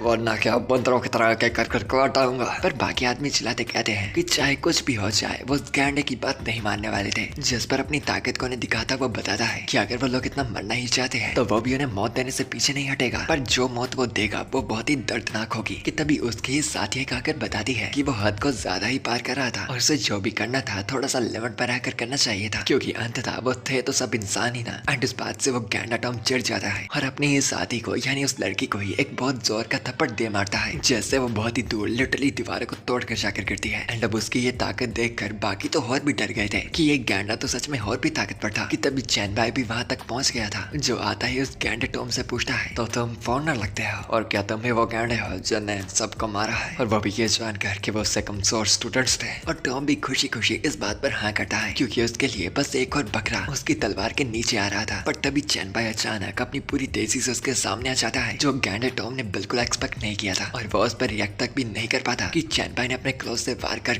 उसे पूरा बीच से चीर डाला था। और उसे मौत के ठिकाने लगाने के बाद उसका एक और साथी चैन भाई पर हमला करने के लिए टूट रहा था, पर उसकी भी अगले पल मौत हो जाती है। एंड वो दूसरी लड़की भी जो उनके साथी थी वो बस ये सब नजारा देखती ही रह जाती है। और यहाँ उस बंदे के सर को पकड़ा हुआ चैन भाई सभी से पूछता है कि क्या उन सभी लोगों में से कोई भी मेडिकल फैसिलिटी से था, क्योंकि वो किसी चीज की तलाश कर रहा था और उसे उससे मदद चाहिए थी जो मेडिकल फैसिलिटी के बारे में अच्छा भला जानता हो। और फिर सभी वहाँ के स्टूडेंट्स आपस से पूछने लगते हैं कि क्या उनमें से कोई भी मेडिकल फैसिलिटी से था, जिस पर कोई बताने लगता है कि वो सिविल इंजीनियर डिपार्टमेंट से था और कोई तो अपने आप को फॉरनर बता रहा था। कि तभी कुछ लोग उस पहले गिरी लड़की की तरफ इशारा कर बताते हैं कि ये लड़की मेडिकल कॉलेज से थी। और चैन भाई के हाथ में वो वायरस को देखकर वो डरती उसे बताती है कि उसने खुद किसी को भी नुकसान नहीं पहुंचाया, तो प्लीज चैन भाई उसे ना मारे। एंड फिर वो बताती है कि उसे इस ड्रैगन नेशन के लोग काफी अच्छे लगते हैं और वो एकदम सफेद और साफ दिल की थी, और खासकर उसका दिल काफी बड़ा था। और बाकी लड़के ये बातें सुनकर हंसने लगते हैं कि एक शर्मा रही लड़की जो कि शायद उसकी दोस्त थी या फिर उसे जानती थी सामने आती बताती है कि वो सच कह रही थी और उसने सच में किसी को नुकसान नहीं पहुंचाया था। और वो पहले उन दो लोगों को भी मनाने की कोशिश कर रही थी, जिस बात से फिर चैन भाई मान जाता है और समझ जाता है कि वो बुरी नहीं थी। और जिम से बाहर निकलने के बाद वो बाकियों को बताता है कि वो इस लड़की को तो अपने साथ लेके जाने वाला था और बाकी सभी लोग यहाँ से जा सकते थे। और यहाँ से जाने के बाद उन्हें ज़ॉम्बीज की गिरी हुई लाशों के ढेर से निकलकर Jiang city east mountain valley area की तरफ जाना था और वहाँ पर जाकर चैन भाई का नाम बताना था। और फिर वहाँ पर मौजूद लोग उन्हें अपने साथ रख लेंगे, पर वो लोग उसे बताने लगते हैं कि वो भी यहाँ से बाहर कैसे जा सकते थे, जबकि पूरा स्कूल ज़ॉम्बीज से भर रखा था और वो ईस्ट माउंटेन का वैली एरिया वहाँ से काफी दूर भी था। पर चैन भाई उन्हें बताता है कि उसने यहाँ पर आते वक्त ही हद से ज्यादा ज़ॉम्बीज को पहले ही मार दिया था, तो वो सभी लोग किसी भी बड़े खतरे में नहीं होंगे। और क्योंकि वो सभी लोग पहले ही जिंदा बच गए थे तो उन सभी को समझना चाहिए था कि वो गिफ्टेड रिवॉल्वर्स थे और उन सभी को ही उन ज़ॉम्बीज से लड़ने की ताकतें मिल रखी थी। पर अगर फिर भी वो ज़ॉम्बीज से लड़ने से डरते थे तो जब आगे आकर ज़ॉम्बीज के बदलाव बहुत ही ज्यादा बढ़ जाएंगे और भी भयानक मॉन्स्टर्स आ जाएंगे तो वो सभी लोग वैसे भी मर नहीं वाले थे। जो बस सुनकर वो सभी लोग ही घबरा जाते हैं, क्योंकि ये एक कड़वा सच था। पर वही पहले वाली लड़की चैन भाई की इस बात का मतलब समझ जाती है और जान जाती है कि उन्हें अपने दम पर खुद भी लड़ना सीखना पड़ेगा। एंड फिर चैन भाई का शुक्रिया करती बताती है कि अब वो यहाँ से जाने वाले हैं। एंड यहाँ घबराई वो ब्लॉन्ड लड़की चैन भाई से पूछ रही थी कि आखिर उसने उसे उसके बाकी साथियों के साथ क्यों नहीं जाने दिया और वो उसे अपने साथ आकर क्यों रखना चाहता था। कि तभी उसे एक ख्याल आता है जिससे वो पूरा शर्मा जाती है और चैन भाई को बताती है कि उनके कॉलेज के स्टूडेंट्स को भी फॉरेन लड़कियां सबसे ज्यादा पसंद थी और पक्का चैन भाई का भी फॉरेन में इंटरेस्ट था, इसलिए वो उसे अपनी साइड में रख रहा था। पर बस वो ये चाहती थी कि चैन भाई उसे नुकसान न पहुंचाए, बाकी वो उसकी साथी बनने को पूरा तैयार थी। जिस पर चैन भाई साफ साफ बता देता है तुम्हें गलत फहमी हो गई है, मैं उन घोड़ियों की सवारी नहीं करता जिसका इस्तेमाल पहले ही हजारों कर चुके हूँ। मैंने तुम्हें पहले भी तो बताया था कि मुझे कोई ऐसा व्यक्ति चाहिए जो मुझे मेडिकल कॉलेज तक लीड कर पाए। एंड शर्म से वो भी अपना सर नीचे झुका लेती है क्योंकि उसकी गलतफहमी सच में बहुत ही ज्यादा थी और पिछली बार की डर की वजह से उसने चैन भाई की मेडिकल कॉलेज वाली बात नहीं सुनी थी। पर तभी वो चैन भाई को ये भी बताती है लेकिन चैन जो भी कह लो तुम मेरी बेइज्जती नहीं कर सकते, ठीक है ना, क्योंकि तुम 1000 बंदों का नाम ले रहे हो बेवजह, पर सवारी करने वाला अभी तक कोई भी नहीं था और ये बात मैं प्रूव भी कर सकती हूँ। जिस बात से चैन भाई भी ऐसे ही मान जाता है। ये कौन सी सवारी की बात कर रहे हैं मुझे नहीं पता सच में। वेल खैर वो हम किसी और दिन जानेंगे। और फिर वहाँ से आगे बढ़ते वक्त वो लड़की चैन भाई को बताती है कि वो बहुत ही ज्यादा थक चुकी थी और अब चलना भी उसके लिए मुश्किल हो रहा था, तो क्या वो थोड़ी देर के लिए रेस्ट कर सकते थे। जिस पर चैन भाई उसे साफ साफ मना कर देता है ये बताकर कि उन्हें फटाफट बस यहाँ से आगे बढ़ना था। कि तभी उसकी कमर पर हाथ रखता वो उसे उड़ाता हुआ फटाफट वहाँ से ले चलता है और फिर वो मेडिकल कॉलेज की रिसर्च बिल्डिंग में पहुंच जाते हैं। एंड वो लड़की चैन भाई को बता रही थी कि आखिर वो सच में इतनी जल्दी में क्यों था और उसकी वजह से उसके आधे कपड़े बार बार गिरने से बचे थे। पर चैन भाई का ध्यान तो उस रिसर्च बिल्डिंग की तरफ तरफ था और वो लड़की बताती है कि अंदर 3rd फ्लोर पर एक रिसर्च रूम होगा जहाँ पर सिर्फ प्रोफेसर एंटर कर सकते थे। और कहा तो जाता था कि अंदर उस रूम में काफी सारे बैक्टीरिया और वायरस के सैंपल्स रख रखे थे। और साथ ही साइड का पैसेज जो बेसमेंट की तरफ जाता था, वहाँ पर कोई गैराज नहीं था बल्कि एनाटॉमी टीचर का घर था। और वहीं पर एक इंसिनरेटर भी था जहाँ पर लाशों वगैरह को जलाया जाता था। और अगर चैन बाई कुछ भी छुपी चीज ढूंढ रहा था तो उस लड़के के मानने से वो जगह सबसे अजीब थी। जिस बात पर वो भी समझता, वो पहले उस बैक्टीरिया और वायरस रखे रूम में आ जाता है। और बाकियों के लिए तो ये बीमारी का घर था, पर चैन बाई के लिए ये एक खजाना था। एंड फिर वो सभी वायरस और बैक्टीरिया को ऑब्जर्व करना शुरू हो जाता है। एंड काफी ही नई नई तरह की वायरस को ऑब्जर्व करने के बाद उसे ढेरों नोटिफिकेशंस आ रहे थे जिसके उसके वायरस पॉइंट्स लगातार बढ़ते चले जा रहे थे। और एक नोटिफिकेशन आता है कि उसने इतनी एपिडेमिक इन्फ्लुएंस वायरस को इकट्ठा कर लिया था जिससे उसका एपिडेमिक इन्फ्लुएंजा एक ऐसी स्किल उसे मिल सकती थी। और अपग्रेड करने के बाद वो स्किल को पा लेता है जिससे वो इन्फ्लुएंजा वायरस को कहीं पर ही रिलीज कर सकता था, जिस स्किल से उसके आसपास के सभी लोग वायरस के अंदर आ जाएंगे और उसके टारगेट किए गए लोगों के एट्रीब्यूट्स कम हो जाएंगे और उनके ऊपर एक नेगेटिव स्टेटस अटैच हो जाएगा और उन्हें बार बार छींके भी आएगी, जैसे उनकी चांटिंग और चार्जिंग बार बार रुकती जाएगी। एंड ये स्किल काफी कमाल की इंटरप्शन स्किल की तरह थी, जैसे दुश्मन पर लगाकर वो बार बार हमले करते वक्त भी छींकता रहेगा और लड़ाई पर अच्छे से ध्यान तक भी नहीं दे पाएगा। और अब उसके पास बहुत ही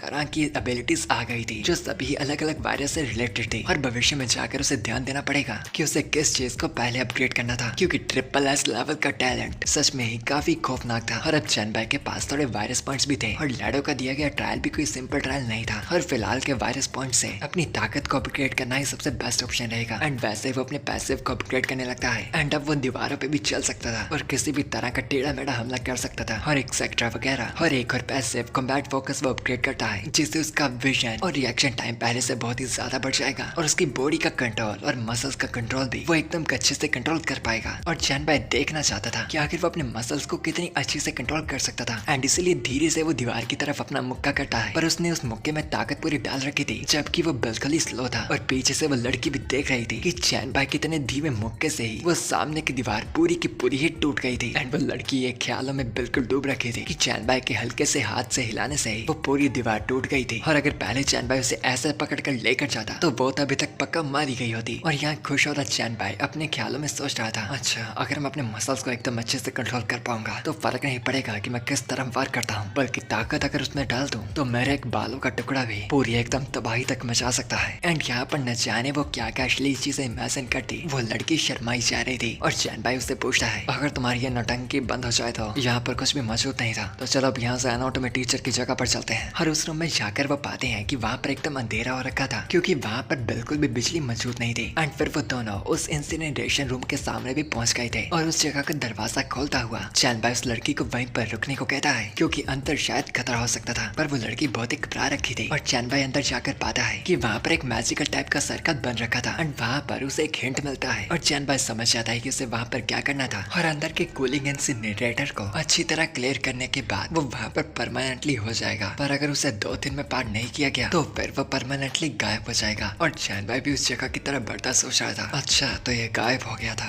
तभी सोचो मैंने इस जगह के बारे में आखिर कभी भी क्यों नहीं सुना। और फिर वहाँ के ज़ॉम्बीज़ की मुर्दा लाशें भी उठने लगती हैं और चैन बाई भी उन सभी ज़ॉम्बीज़ से लड़ने के लिए एकदम तैयार होता है, अपने वायरस क्लोथ को बाहर निकाल लेता है और पाता है कि उसके सामने मौजूद ज़ॉम्बीज़ पहले से ही म्यूटेटेड हो रखे थे, दीवारों पे चलने की क्षमता और बहुत ही ज्यादा ताकतवर। और चैन बाई यहाँ पर तेजी से उन ज़ॉम्बीज़ की तरफ हमला करने को बढ़ता है और एक जमीन पे मौजूद लेवल 5 ज़ॉम्बी को मारने के बाद उसे 400 एक्सपीरियंस पॉइंट्स प्राप्त होते हैं कि यहाँ पर ऊपर दीवारों पे चिपका हुआ वो ज्यादा पैर वाला ज़ॉम्बी एक अलग की मैजिकल हमले को रेडी करा था। और फिर वो चैन बाई पर एक बहुत ही तेज और खतरनाक हमला कर डे मारता है, जिससे चैन बाई अब समझता है तभी समझो इन दोनों ज़ॉम्बीज़ ने साथ में हमला क्यों नहीं किया, वरना ये अपने साथ ही कभी मरवा देते हैं। कि तभी चैन बाई चलन मारता अपने हाथ को वायरस हैमर में बदल लेता है और उस ज़ॉम्बी को एक इतनी जोर का वायरस मुक्का दे मारता है जिससे वो लेवल 7 का इन्फिनिट स्पाइडर ज़ॉम्बी मरकर चैन बाई को 1000 एक्सपीरियंस पॉइंट्स देता है, जिससे चैन बाई खुश भी था कि अच्छी बात है कि डंजन तो स्पेशल था, जिससे नमूना को मारने के बाद उसे ढेरों एक्सपीरियंस पॉइंट्स मिल रहे थे। और अब वहाँ पर बाकी मौजूद वो म्यूटेंट मॉन्स्टर्स भी उठकर चैन बाई की तरफ तेजी से बढ़ रहे थे। पर वो तो खुश हुआ उन्हें बुला रहा था, आ जाओ तुम जितने नमूने हो गए उतना मेरा फायदा होगा। एंड फिर वैसे ही टाइम लेकर वो वहाँ पर मौजूद हर एक म्यूटेंट को मारना चालू रखता है, जो लगातार करने से उसे ढेरों एक्सपीरियंस पॉइंट्स प्राप्त हुए थे। और फिर चैन बाई का नोटिफिकेशन आता है कि वो लेवल अप हो चुका था और फिलहाल के वक्त उसका लेवल 4 था और उसे 2 फ्री एट्रीब्यूट पॉइंट्स भी मिले थे। पर चैन बाई को पक्का पता था कि जिन नमूना को उसने मारा था वो पक्का बस यहाँ पर चमचे थे एंड वो वहाँ के बॉस मॉन्स्टर को आवाज से लगातार चुनौती दे रहा था, क्या तुम चुपचाप बाहर निकलोगे या फिर मुझे तुम्हें ढूंढ कर अंदर आना पड़ेगा। कि तभी वो पाता है कि उसकी तरफ काफी तेजी से कोई बढ़कर आ गया था और फिर चैनबाई अपने सामने पाता है एक अजीब से बहुत ही विशाल म्यूटेंट मॉन्स्टर को जो कि वहां से निकल रहा था, जिसे देखकर चैनबाई सोच रहा था कि आखिर ये अजीब सा मीट का टुकड़ा जो कि किसी तरह का म्यूटेंट जैसा लग रहा था उसे इतना ज्यादा खतरा कैसे महसूस करवा सकता था, जिससे चैनबाई पक्का हो गया था कि उसे इस म्यूटेंट को इसके ट्रांसफॉर्म होने से पहले मारना पड़ेगा, वरना बाद में बड़ा होकर वो उसके लिए खतरा बन सकता था। और फिर चैनबाई अपनी पूरी तेजी से उस पर अपने वायरस क्लो से हमला करता है, जिससे वो म्यूटेंट अपना एक अजीब सा हाथ आगे करके रोक लेता है। कि फिर चैनबाई अपनी एक एबिलिटी वर्ल्ड फ्लू वायरस का इस्तेमाल करके वहाँ पर हर जगह वायरस को फैला देता है, पर इस वायरस किल का उस अजीब से म्यूटेंट पर कोई भी असर नहीं होता और वो म्यूटेंट वापस अपनी पूरी तेजी से चैनबाई पर एक जोर का हमला कर उसे दूर पटक कर फेंक देता है। एंड फाइनली चैनबाई ने भी काफी टाइम बाद थोड़ी मार खाई थी और फाइनली टाइम लेकर वो म्यूटेंट इवॉल्व हो चुका था एक बायो मैनियाक में, और अब उसकी ताकत भी पहले से बहुत ही ज्यादा बढ़ चुकी थी। एंड फिर वो अपनी पूरी तेजी से चैनबाई की तरफ हमला करने को बढ़ा था कि उससे पहले ही चैनबाई उसके सामने से गायब हो जाता है और उसके हमले से बच बचा था। वो उस पर वापस वार करता हुआ पीछे को आ जाता है और अब अपने दोनों हाथों में वायरस एबिलिटी का इस्तेमाल करता वो इम्प्रेस होता हुआ बताता है, जब से मैं वापस जिंदा हो रखा मुझे अभी तक मौका नहीं मिला था अपने पूरी ताकत से लड़ने का, और अगर कुछ दिन और बीत जाते तो शायद मैं अच्छे से लड़ना तक भी भूल जाता। एंड वो म्यूटेंट को साफ बता रहा था कि वो पूरी तो नहीं पर अब अपनी थोड़ी रीजनरेट कर पा रहा था, जिस बात को नोटिस करता हुआ चैनबाई भी जानना चाहता था कि क्या इस म्यूटेंट का रीजनरेशन सच में अनलिमिटेड था, जिस बात का मतलब होगा कि ये म्यूटेंट इमॉर्टल है। इसलिए वो भी अपनी वही क्लॉक आइटम का इस्तेमाल कर अपने पिछले सेव किए गए स्टेटस पर चला जाता है, जिससे उसका भी स्टेमिना वापस फुल हो जाता है और इस तरह से वो भी इस मॉन्स्टर से लगातार लड़ाई लड़ पाएगा। और फिर से 1 घंटे बाद हम देखते हैं कि अब इतनी बार पटने के बाद तो उस मॉन्स्टर तक का भी हील करना बहुत ही मुश्किल हो गया था और अब उसकी हीलिंग बहुत ही धीरे धीरे हो रही थी। और अब फिर से 1 घंटे बाद उस मॉन्स्टर का हील करना नामुमकिन के बराबर सा होने लगा था कि उस तरफ जो है मॉन्स्टर को चैनबाई बताता है कि अभी तक तो उन्होंने कुछ भी मजे नहीं किए, तो उस मॉन्स्टर को वापस से फटाफट हील होना पड़ेगा। और फिर अब आखिर 1 घंटे बाद वो मॉन्स्टर भी अब वापस ठीक नहीं हो सकता था और अब वो वापस से अपने एकदम ही छोटे साइज में आ गया था, जो देखता हुआ चैनबाई बताता है, तुमसे लड़कर मजा तो आया पर लगता है कि अब इस मजे को यहीं पर खत्म करना पड़ेगा। और फिर अपने पैरों तले वो उस छोटे से म्यूटेंट मॉन्स्टर को कुचल देता है और चैनबाई को नोटिफिकेशन आते हैं कि उसने एक लेवल 8 के बॉस को मारा था, जिससे उसे 10,000 एक्सपीरियंस मिला था और साथ ही उसका लेवल अप भी हो गया था। और क्योंकि इस वक्त वो लेवल 5 का था तो उससे फ्री के 2 एट्रीब्यूट पॉइंट्स मिले थे और अब वो इस डंजन से जब चाहे बाहर जा सकता था, पर ये डंजन सिर्फ 3 दिन तक ही परमानेंट रहेगा और उसके बाद गायब हो जाएगा। और फिर उसे एक और नोटिफिकेशन आता है कि क्या चैनबाई अपनी इस फाइट की वीडियो को अपलोड करना चाहता था, जो कि ऑनलाइन पेड गाइड वीडियो होगी, तो जो भी उसे खरीद कर देखेगा उसकी पेमेंट चैनबाई को ही आएगी। और अगर चैनबाई चाहेगा तो उसका चेहरा और नाम ब्लर कर सकते हैं और वो खुद से अपनी वीडियो का प्राइस बढ़ा सकता है। और चैनबाई को भी सही मौका लगता है कुछ पॉइंट्स कमाने का, इसलिए अपनी शक्ल को छुपाकर वो इस वीडियो को अपलोड कर देता है। और यहाँ पर हम सॉन्ग चीचियों के बदला में हम आंटी सॉन्ग और लूलिया को साथ में देखते हैं और लूलिया आंटी सॉन्ग को हील कर रही थी कि तभी उन्हें भी अनाउंसमेंट आती है कि किसी ने अपनी डंजन फाइट को अपलोड किया था और उसे देखने का प्राइस 1 कॉपर कॉइन था। और वो दोनों भी समझ गई थी कि और कोई नहीं बल्कि चैनबाई था और वो भी पेमेंट कर उस वीडियो को देखती है। और उसी के साथ साथ पूरे देश में कई लोग थे जो सभी पेमेंट करने के बाद चैनबाई की इस लड़ाई को देख रहे थे और उन लोगों को भी हैरानी हो रही थी कि आखिर इतने कम टाइम में कोई बंदा इतना ज्यादा लेवल अप कैसे कर सकता है। और यहीं पर चैनबाई के बनाए के ग्रुप में मौजूद लोग भी उस वीडियो को देखकर उसकी तारीफें कर रहे थे और खुश भी थे कि आखिर उनका लीडर सच में इतना ज्यादा ताकतवर था। और अब ग्रुप के अंदर वो सभी चैनबाई की एबिलिटीज की तारीफें करने लगे थे और यहाँ पर चैनबाई उस मॉन्स्टर से उसकी वायरस को ऑब्जर्व कर अपने एवोल्यूशन पॉइंट्स ले लेता है, जिससे वो अपनी ब्लैक लाइट वायरस की एबिलिटीज और स्किल्स को ताकतवर कर पाएगा, जो बात सच में काफी कमाल की थी। और फिर ब्लैक लाइट वायरस की इवॉल्व होने के बाद उसकी रिकवरी की स्पीड 300 गुना बढ़ गई थी और साथ ही उसे एक पैसिव एबिलिटी भी मिली थी जो थी ग्रेड A की सेल रीजनरेशन, जिससे वो अपनी स्टेमिना और बाकी एनर्जी को रीजनरेट कर सकता था। एंड इससे अब वो अपने कटे हुए शरीर के टुकड़े को भी वापस उगा सकता था, जो देखकर चैनबाई एकदम खुश हो गया था। और लास्ट में थी अब वो आइटम जो उसे उस नाइटमेयर लेवल के पोस्ट को मार कर मिली थी और जितना वो चमक रहे थे उससे चैनबाई को भी अंदाजा हो रहा था कि ये आइटम कम लेवल की तो बिल्कुल नहीं होगी। और फिर चैनबाई उन आइटम्स के बारे में पढ़ता है तो पहले तो उसे एक ऐसे प्रोफेशन का स्क्रॉल मिला था जिससे वो बाकी जिंदा चीजों को ऑब्जर्व कर सकता था अपने आप को ताकतवर बनाने के लिए। एंड इस प्रोफेशन से वो अपनी ताकत को बढ़ा सकता था, पर उसकी भी एक लिमिट थी क्योंकि ज्यादा इस्तेमाल करने से व्यक्ति म्यूटेट भी हो सकता था और उसका इस्तेमाल करने के लिए इवॉल्वर का लेवल 10 का होना चाहिए था। और वैसे ये प्रोफेशन तो अच्छा था, पर चैनबाई के पास पहले से ब्लैक लाइट वायरस थी और फिर उसे एक जेनेटिक एसेंस मिला था जिससे वो एक बार अपनी फिजिकल कंडीशन को बढ़ा सकता था। और उसे पीने के बाद चैनबाई की स्ट्रेंथ पे 2 पॉइंट्स, फिजिक पे 6 और एजिलिटी पे 3 पॉइंट्स ऐड हो जाते हैं और साथ ही उसे एक अजीब सी स्पेशल आइटम मिली थी जो कि किसी तरह का अजीब सा कपड़ा था और उसे उठाकर जब चैनबाई उसकी डिटेल पढ़ता है तो उससे एजिलिटी फिजिकल और फास्ट तो बढ़ता था, पर यह ज्यादातर बुढ़ाऊ स्किन को ठीक करने के लिए थी और इसका ज्यादा इस्तेमाल औरतों पर होता था जो इसके इस्तेमाल से अपनी बॉडी शेप को इम्प्रूव कर सकती थी। एंड चैनबाई को ये आइटम थोड़ी अजीब लगती है क्योंकि उसके लिए इसका कोई ज्यादा इस्तेमाल तो नहीं था, पर वो फिर भी उसे इन्वेंटरी में स्टोर कर लेता है और उस मॉन्स्टर की डेड बॉडी को भी। और फिलहाल के वक्त तो उसके पास जितना भी सामान था वो बहुत ही ज्यादा लेडो उसे नहीं बताया था, पर इस खतरनाक मॉन्स्टर को हराने के बावजूद भी उसे ये छोटी मोटी आम आइटम्स के अलावा कुछ भी नहीं मिला था। इसलिए चैनबाई का ध्यान उस हर एक जगह और चीज पर जाने लगता है जो वो मिस कर गया। और फिलहाल के वक्त एक लौती चीज थी जो इस डंजन के अंदर आने के बाद उसने अंदर से चेक नहीं की थी, वो था इंसिनरेटर का अंदर का हिस्सा। और वो उसके अंदर आकर देखता तो है, पर वहां आने के बावजूद भी उसे कोई स्पेशल तो नहीं दिखता कि ऊपर की तरफ वो देखता है कि पाइप का जरिए ऊपर भी जाया जा सकता था। और चैनबाई को लग तो नहीं रहा था कि ऊपर भी कुछ होगा, परंतु फिर भी वो कुछ मिस नहीं करना चाहता था, इसलिए वो फैसला लेता है ऊपर की तरफ जाने का। एंड वैसे ही वो ऊपर की तरफ चलने लगता है एंड पाता है कि जितना उसे लगा था एक्चुअली में ये पाइप का रास्ता उससे काफी ज्यादा लंबा था, लेकिन जितना मर्जी ऊपर आने के बावजूद भी वो डेड एंड तक पहुंच जाता है, पर वहां पर भी उसे कुछ भी नहीं मिला था। और अब तो उसे लगता है कि सच में ऊपर भी कुछ भी मौजूद नहीं था कि तभी उसकी कौनी एक जगह पर लगती है जो होने के बाद ही साइड से निकलता हुआ वहां पर एक अजीब सा चेहरा बाहर निकल आता है। और चैनबाई भी फटाफट उस पर हमला करने के लिए उसे एक जोर का मुक्का मारता है, पर फिर वो देखता है कि एक्चुअली में वो चेहरा कोई मॉन्स्टर या म्यूटेंट वगैरह नहीं था, बल्कि वो एक आइटम थी, एक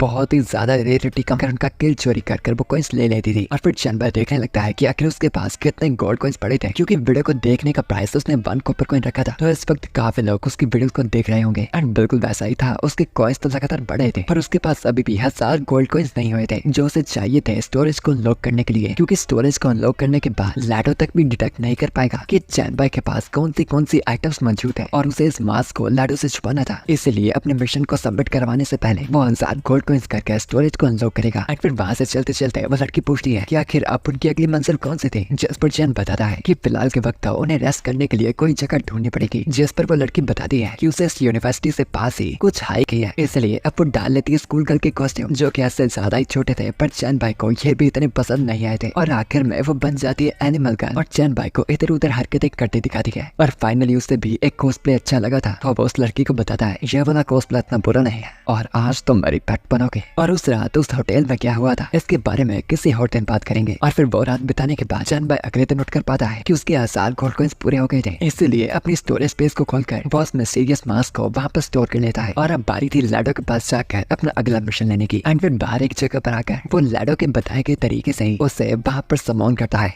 और चैनबाई को उसकी पुरानी जिंदगी की एक बात अभी तक याद थी कि जब लेडो के साथ सौदा करने की बात आती थी तो वो काम तुम्हें एकदम समझदारी से करना पड़ेगा, क्योंकि लेडो तुम्हारे रिवॉर्ड्स उसी तरह के देगा जितने तुम उसे काबिल दिखोगे। तो बिल्कुल समझदारी से तुम्हें अपनी वैल्यू लेडो की नजर में बढ़ानी पड़ेगी। और कुछ ही पल में लेडो वहाँ पर प्रकट हो गया था जो मुस्कुराता हुआ उसे बता रहा था कि उसे लगा नहीं था कि चैनबाई इस काम को इतनी जल्दी पूरा कर लेगा, जिससे उसे अंदाजा हुआ था कि सच में वो उसे दिए गए काम के काबिल था। और चैनबाई भी प्रूफ के तौर पर उसके मारे गए म्यूटेंट मॉन्स्टर्स के बचे छोटे टुकड़े को उसकी तरफ फेंकता है और बताता है कि दांजन को पूरा करने के बाद सिर्फ इस क्रीचर की बॉडी का हिस्सा ही बचा था। और उस शारीरिक हिस्से को देखकर लैडो इस बात का अंदाजा साफ साफ लगा पा रहा था कि ये बिल्कुल भी फ्रेश नहीं था और उससे पक्का है कुछ टाइम पहले मारा गया था। और इसीलिए लैडो चैनबाई से पूछता है कि अगर उसने इस काम को कल रात पूरा किया था तो फिर वो अगले दिन आकर उसे समॉन क्यों कर रहा था, जबकि वो रिवॉर्ड लेने के लिए उसे जब मर्जी समॉन कर सकता था, क्योंकि उससे पहले चैनबाई की बातों से पता चला था कि उसे वो रिवॉर्ड में मिलने वाला सक्रोल बहुत ही ज्यादा चाहिए था। जिस बात को होशियारी से पलटता चैनबाई बताता है ऐसा इसलिए है क्योंकि मैं इस बात का अंदाजा नहीं लगा पा रहा था कि जिस लॉर्ड लैडो की मैं इतनी ज्यादा इज्जत करता था और उन्हें इतना ज्यादा अच्छा मानता था कि आखिर उन्होंने मुझसे क्यों छुपाया कि इस डंजन की डिफिकल्टी एक नाइटमेयर लेवल की होगी जिसे नॉर्मली इस लेवल पर पार करना नामुमकिन के बराबर होता है। और अगर सिर्फ मेरे पास कुछ बचने का तरीका ना होता तो मैं पक्का है वहीं पर मारा जाता। जिस बात से बचने के लिए लॉर्ड लैडो बहाने लगा था बता रहा है कि इस बात की एक्चुअली में एक वजह थी और सबसे पहली चीज ये एक टेस्ट का ही पार्ट था, क्योंकि बेशक वो उन लोगों को ट्रेजर नहीं दे सकता जो ऐसी अजीब मुसीबतों से भी ना निपट पाए, तो इसीलिए उसने चैनबाई के लिए ये टेस्ट रखा था। जिस बात पर समझता हुआ चैनबाई उससे पूछता है कि आखिर अब इस मेहनत का रिपोर्ट क्या होगा और साथ ही साथ उसका अगला टास्क क्या है, जिस पर लैडो से बताता है देखो मैं मानता हूँ कि मेरी गलती है, तुम्हें गलत इन्फॉर्मेशन देकर वहाँ पर भेजना, और तुमने अपनी मेहनत से इस बात का पक्का किया है कि तुम इन कामों के लिए काबिल हो। एंड इसी बात से वो चैनबाई को बता रहा था कि इस बार के मिशन से वो उसके दिए गए ऑप्शंस में से वो अपने रिपोर्ट को खुद चूज कर सकता था और साथ ही जो अगला टास्क होगा वो उसके फाइनल राउंड का टास्क होगा। जिस बात पर खुश होता है चैनबाई भी एकदम ही अच्छी एक्टिंग करता लड़ो की तारीफें करने लगता है और लड़ो उसे बताता है फटाफट उसके सामने आए गए ऑप्शंस में से अपनी चुनी गई हाई क्वालिटी के बी रैंक आइटम को चूज करने के लिए। और चैन बाई के सामने हर एक जगह पर हर एक तरह के बी रैंक आइटम्स मौजूद थे, जिनमें से उसे एक को चूज करना था। इसलिए वो एक आइटम स्कूल ऑफ रिकवरी को चूज करता है, जो देखकर लड़ो भी उसकी तारीफें करता बताता है कि सच में चैन बाई का दिमाग काफी तेज है, जो वो पहले से पक्का करके रखता है कि उसे किस चीज की जरूरत है, वरना ज्यादातर लोग इतने ऑप्शंस को देखकर कंफ्यूज हो जाते हैं। एंड फिर इतनी बातों के बाद वो उसे उसका फाइनल टास्क देता है और चैन बाई के सामने एक टास्क का नोटिफिकेशन आता है कि लड़ो ने उसे एक ट्रिपल ग्रेड का टास्क ऑफर किया था, जिसपे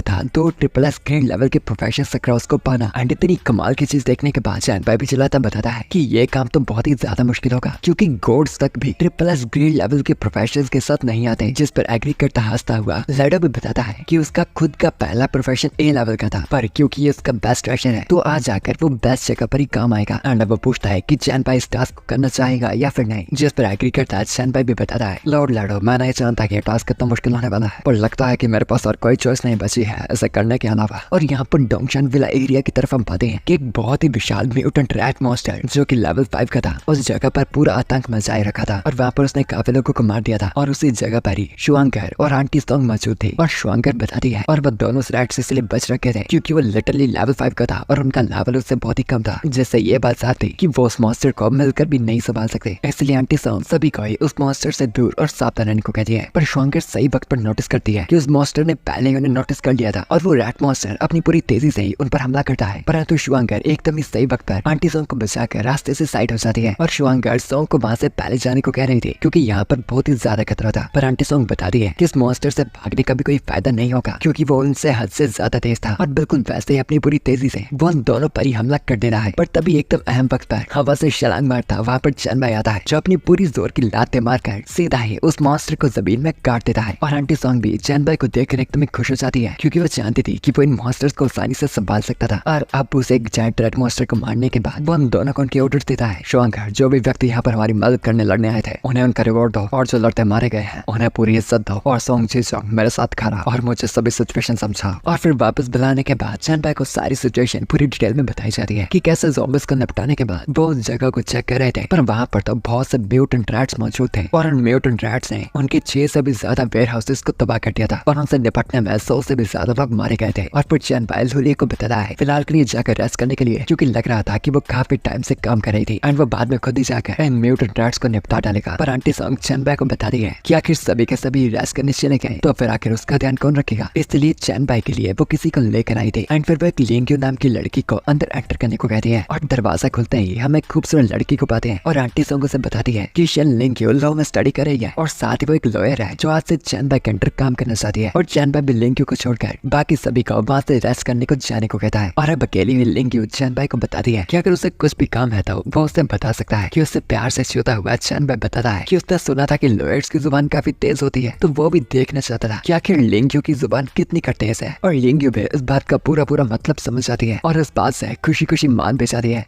और फिर कुछ पल बाद का सीन हम देखते हैं कि लिंग्यू चैन बाई को इस स्वादिष्ट तोहफे के लिए शुक्रिया कर रही थी और चैन बाई उसे बता रहा था कि लिंग्यू की टेक्निक तो सच में कमाल की थी, हाँ खाना बनाने की टेक्निक। और फिर विंडो से बाहर देखता वो लिंग्यू को बुलाता है और उसे बताने लगता है कि लिंग्यू का यहाँ पर आगे का क्या काम था। पर यहाँ पर लिंग्यू तो उसके सामने फिर से अपने टेढ़े से पोस्चर पे आ जाती है और चैन बाई को आगे का काम करने को कहती है। और वो उसे बताता है कि क्या लिंग्यू ने उसकी कही गई काम की बात नहीं सुनी, जिस बात पर वो बताती है कि एक्चुअली में ये पक्का उसकी बी लेवल की फोकस स्किल की वजह से हुआ होगा। और इस स्किल से होता यह था कि उसका एक मनचाही चीज पर फोकस बहुत ही ज्यादा बढ़ जाता था और उसके सेंसेस, कंसंट्रेशन और फीलिंग्स वगैरह उस वक्त कोई भी बाहर की बातों पर ध्यान नहीं देती थी। एंड फिर चैन बाई उसे वो फोकस स्किल बंद करने को कहकर उसे विंडो से बाहर देखकर बताने लगता है कि वो यहाँ से डोंगशान के तीनों एरियाज देख सकते थे, इधर उधर बन रखे विलास, बहुत ही तगड़ी बनी गई बिल्डिंग्स वगैरह और सब कुछ। और चैन बाई चाहता था कि लिंग्यू अलग अलग एरियाज के मुताबिक अलग अलग रूल्स बनाए, जिस बात पर लिंग्यू मान जाती है और चैन बाई से उसकी बाकी की रिक्वेस्ट पूछती है, जिस पर वो बताता है और साथ ही मैं तुम्हारी एबिलिटी के बारे में भी जानना चाहूंगा। देखते हैं तुम्हारी फोकस स्किल लगाने के बाद तुम्हारी फीलिंग्स जब एक ही जगह पर होगी तो तुम्हारे सेंसेस कितने कर ज्यादा तेज होते हैं। और लिंग्यू भी मानकर अपनी फोकस एबिलिटी का इस्तेमाल करती है और फिर से उसी अपने पोस्टर में खड़ी हो जाती है। और वहाँ से आगे का काम चैन बाई ने संभाला था और उस पूरी रात वहाँ पर कैसी आवाजें सुनाई थी मुझसे मत पूछो, मैं वहाँ पर मौजूद नहीं था। और अगले दिन हम चैन बाई को शुआंकर, आंटी सोंग और कुछ गार्ड के साथ डोंगशान के गटर एरिया पर आए देखते हैं, क्योंकि यहाँ पर म्यूटेंट रैट्स का पता चला था और चैन बाई इस पूरी जगह को अकेले ही साफ कर सकता था, पर वो अपने आदमियों को भी ट्रेन करना चाहता था जिन पर वो भविष्य में यकीन कर पाए और जो हमेशा उसका साथ दे। इसलिए वो उन सभी लोगों को यहाँ पर लेवल अप करने के लिए लेकर आया था। मुझे कुछ हिम्मत वाले साथी चाहिए जो हमारे विला एरिया की बैकबोन बनेंगे और तुम सब यहाँ पर मेरा साथ हो गए। तो क्या मानना है दोस्तों? और शुआंगिर और सॉन्ग चीजियों के साथ साथ वहाँ पर सभी आदमी भी झुककर उसे मास्टर मास्टर बुलाने लगे थे। पर चैन भाई उन आदमियों को उसे मास्टर नहीं बल्कि अपने क्लो और हैमर को निकालकर उनका सामना करने को बिल्कुल ही रेडी था और फिर अपनी एकदम तेजी से वो उन सभी पर हमला कर देता है और फटाफट उन्हें मारने लगता है। और जो भी उनमें से रेड बच जाता है वो अपने बाकी साथियों को उन्हें फिनिश कर उनका एक्सपीरियंस लेने को कहता है और सभी लोग बिल्कुल वैसा ही कर उनसे एक्सपीरियंस लेते हैं कि फिर वो पाते हैं कि बाकी सभी रैट्स तो मर गए थे, बस उनके सामने बस एक लोता रैट ही मौजूद था। और अब आर्टी सॉन्ग आगे आती बताती है कि अब एक बचे हुए लोते चूहे को वो खुद हैंडल करेगी और चैन बाय सॉन्ग को पहले अपनी स्काउटिंग स्किल का इस्तेमाल कर उसका लेवल देखने को कहता है और वो भी बिल्कुल वैसा ही करती उसका लेवल देखती है और फिर एकदम एक राती बताती है कि ये लोता बचा रैट तो एक्चुअली में उनका बॉस है जो कि सीधा कर सीधा लेवल 7 का था, यानी उन सभी की औकात से बाहर का। कि तभी चैन बाय पूरी तेजी से उस मॉन्स्टर की तरफ बढ़कर अपनी क्लो को एकदम तगड़ा कर उस लेवल 7 के ही बॉस मॉन्स्टर को अपने एक ही बार से मार डालता है और उसे मारने का उसे रिवॉर्ड मिलता है एक डिफेंस बूट का आर्टिफैक्ट जिससे उसकी एजिलिटी भी बढ़ेगी और साथ ही उसे एक वायरस रिलेटेड बफ भी मिलेगा। और वो आर्टिफैक्ट कुछ खास तो नहीं थे पर चैन बाय फिर भी उन्हें डाल लेता है क्योंकि अगर वो इन आर्टिफैक्ट के पूरे सेट्स को इकट्ठा करेगा तो वो 2 या 4 पीसेस के सेट्स बनकर उसका बहुत ही ज्यादा फायदा कर सकते हैं। एंड फिर वो बताता है कि अब यहाँ पर ये रैट किंग भी मारा गया था तो अब बस उन्हें इन्वेस्टिगेट करना था कि आखिर ये म्यूटेशन कहाँ से हो रही थी। और फिर काफी आगे बढ़ने के बावजूद भी वो इतना आगे पहुंच गए थे पर उन्हें कोई भी रैट्स वगैरह नहीं दिखे थे। एंड फिर चैन बाय सभी को रास्ते पे रोकने को कहता है क्योंकि उसके सामने अलग अलग बहुत सी बीमारियां मौजूद थी जिन सभी अलग अलग बीमारियों को इकट्ठा करके चैन बाय अपने वायरस पॉइंट्स इकट्ठा कर रहा था। सीवर में अलग अलग तरह की बीमारियां होना काफी नॉर्मल सी बात है पर अभी जो बीमारियां मैंने इकट्ठी की है उनका अस्तित्व ट्रायल से पहले धरती पर कभी था ही नहीं और साथ ही ऐसी बीमारियां हैं जो मुझे छोड़कर बाकी बोलबर्स तक को भी नुकसान पहुंचा सकती है और लगता है कि म्यूटेशन भी यही कहीं पास से हुई होगी। एंड क्योंकि ये वायरस उसे छोड़कर बाकी सभी पर खतरा बन सकती थी इसलिए वो सॉन्ग जीजियांग को वहाँ से सभी को अपने साथ ले जाने को कहता है एंड खुद वहाँ से आगे बढ़ने लगता है। पर वो जितना वहाँ के करीब जा रहा था ये अलग अलग तरह की बीमारियां और भी ज्यादा बढ़ती जा रही थी तो आखिर इसका सोर्स कितना खतरनाक होगा चैन बाय सिर्फ अंदाजा ही लगा सकता था और वो एक्चुअली में जितनी भी खतरनाक होगी वो चैन बाय के लिए उतनी ही ज्यादा फायदेदार होगी। और फिर एक जगह पर आकर वो अपने सामने पाता है एक अजीब से कंकाल को जो कि पूरी तरह से बीमारियों से भरा लग रहा था और ये बात एकदम साफ थी कि यहाँ पर ये हर तरफ फैल रही बीमारियों का सोर्स यही अजीब सा स्केलेटन था। और क्योंकि चैन बाय की एबिलिटी वायरस अब्सॉर्ब करके ही ज्यादा ताकतवर बनती थी तो ये जगह तो उसके लिए एकदम स्वर्ग थी।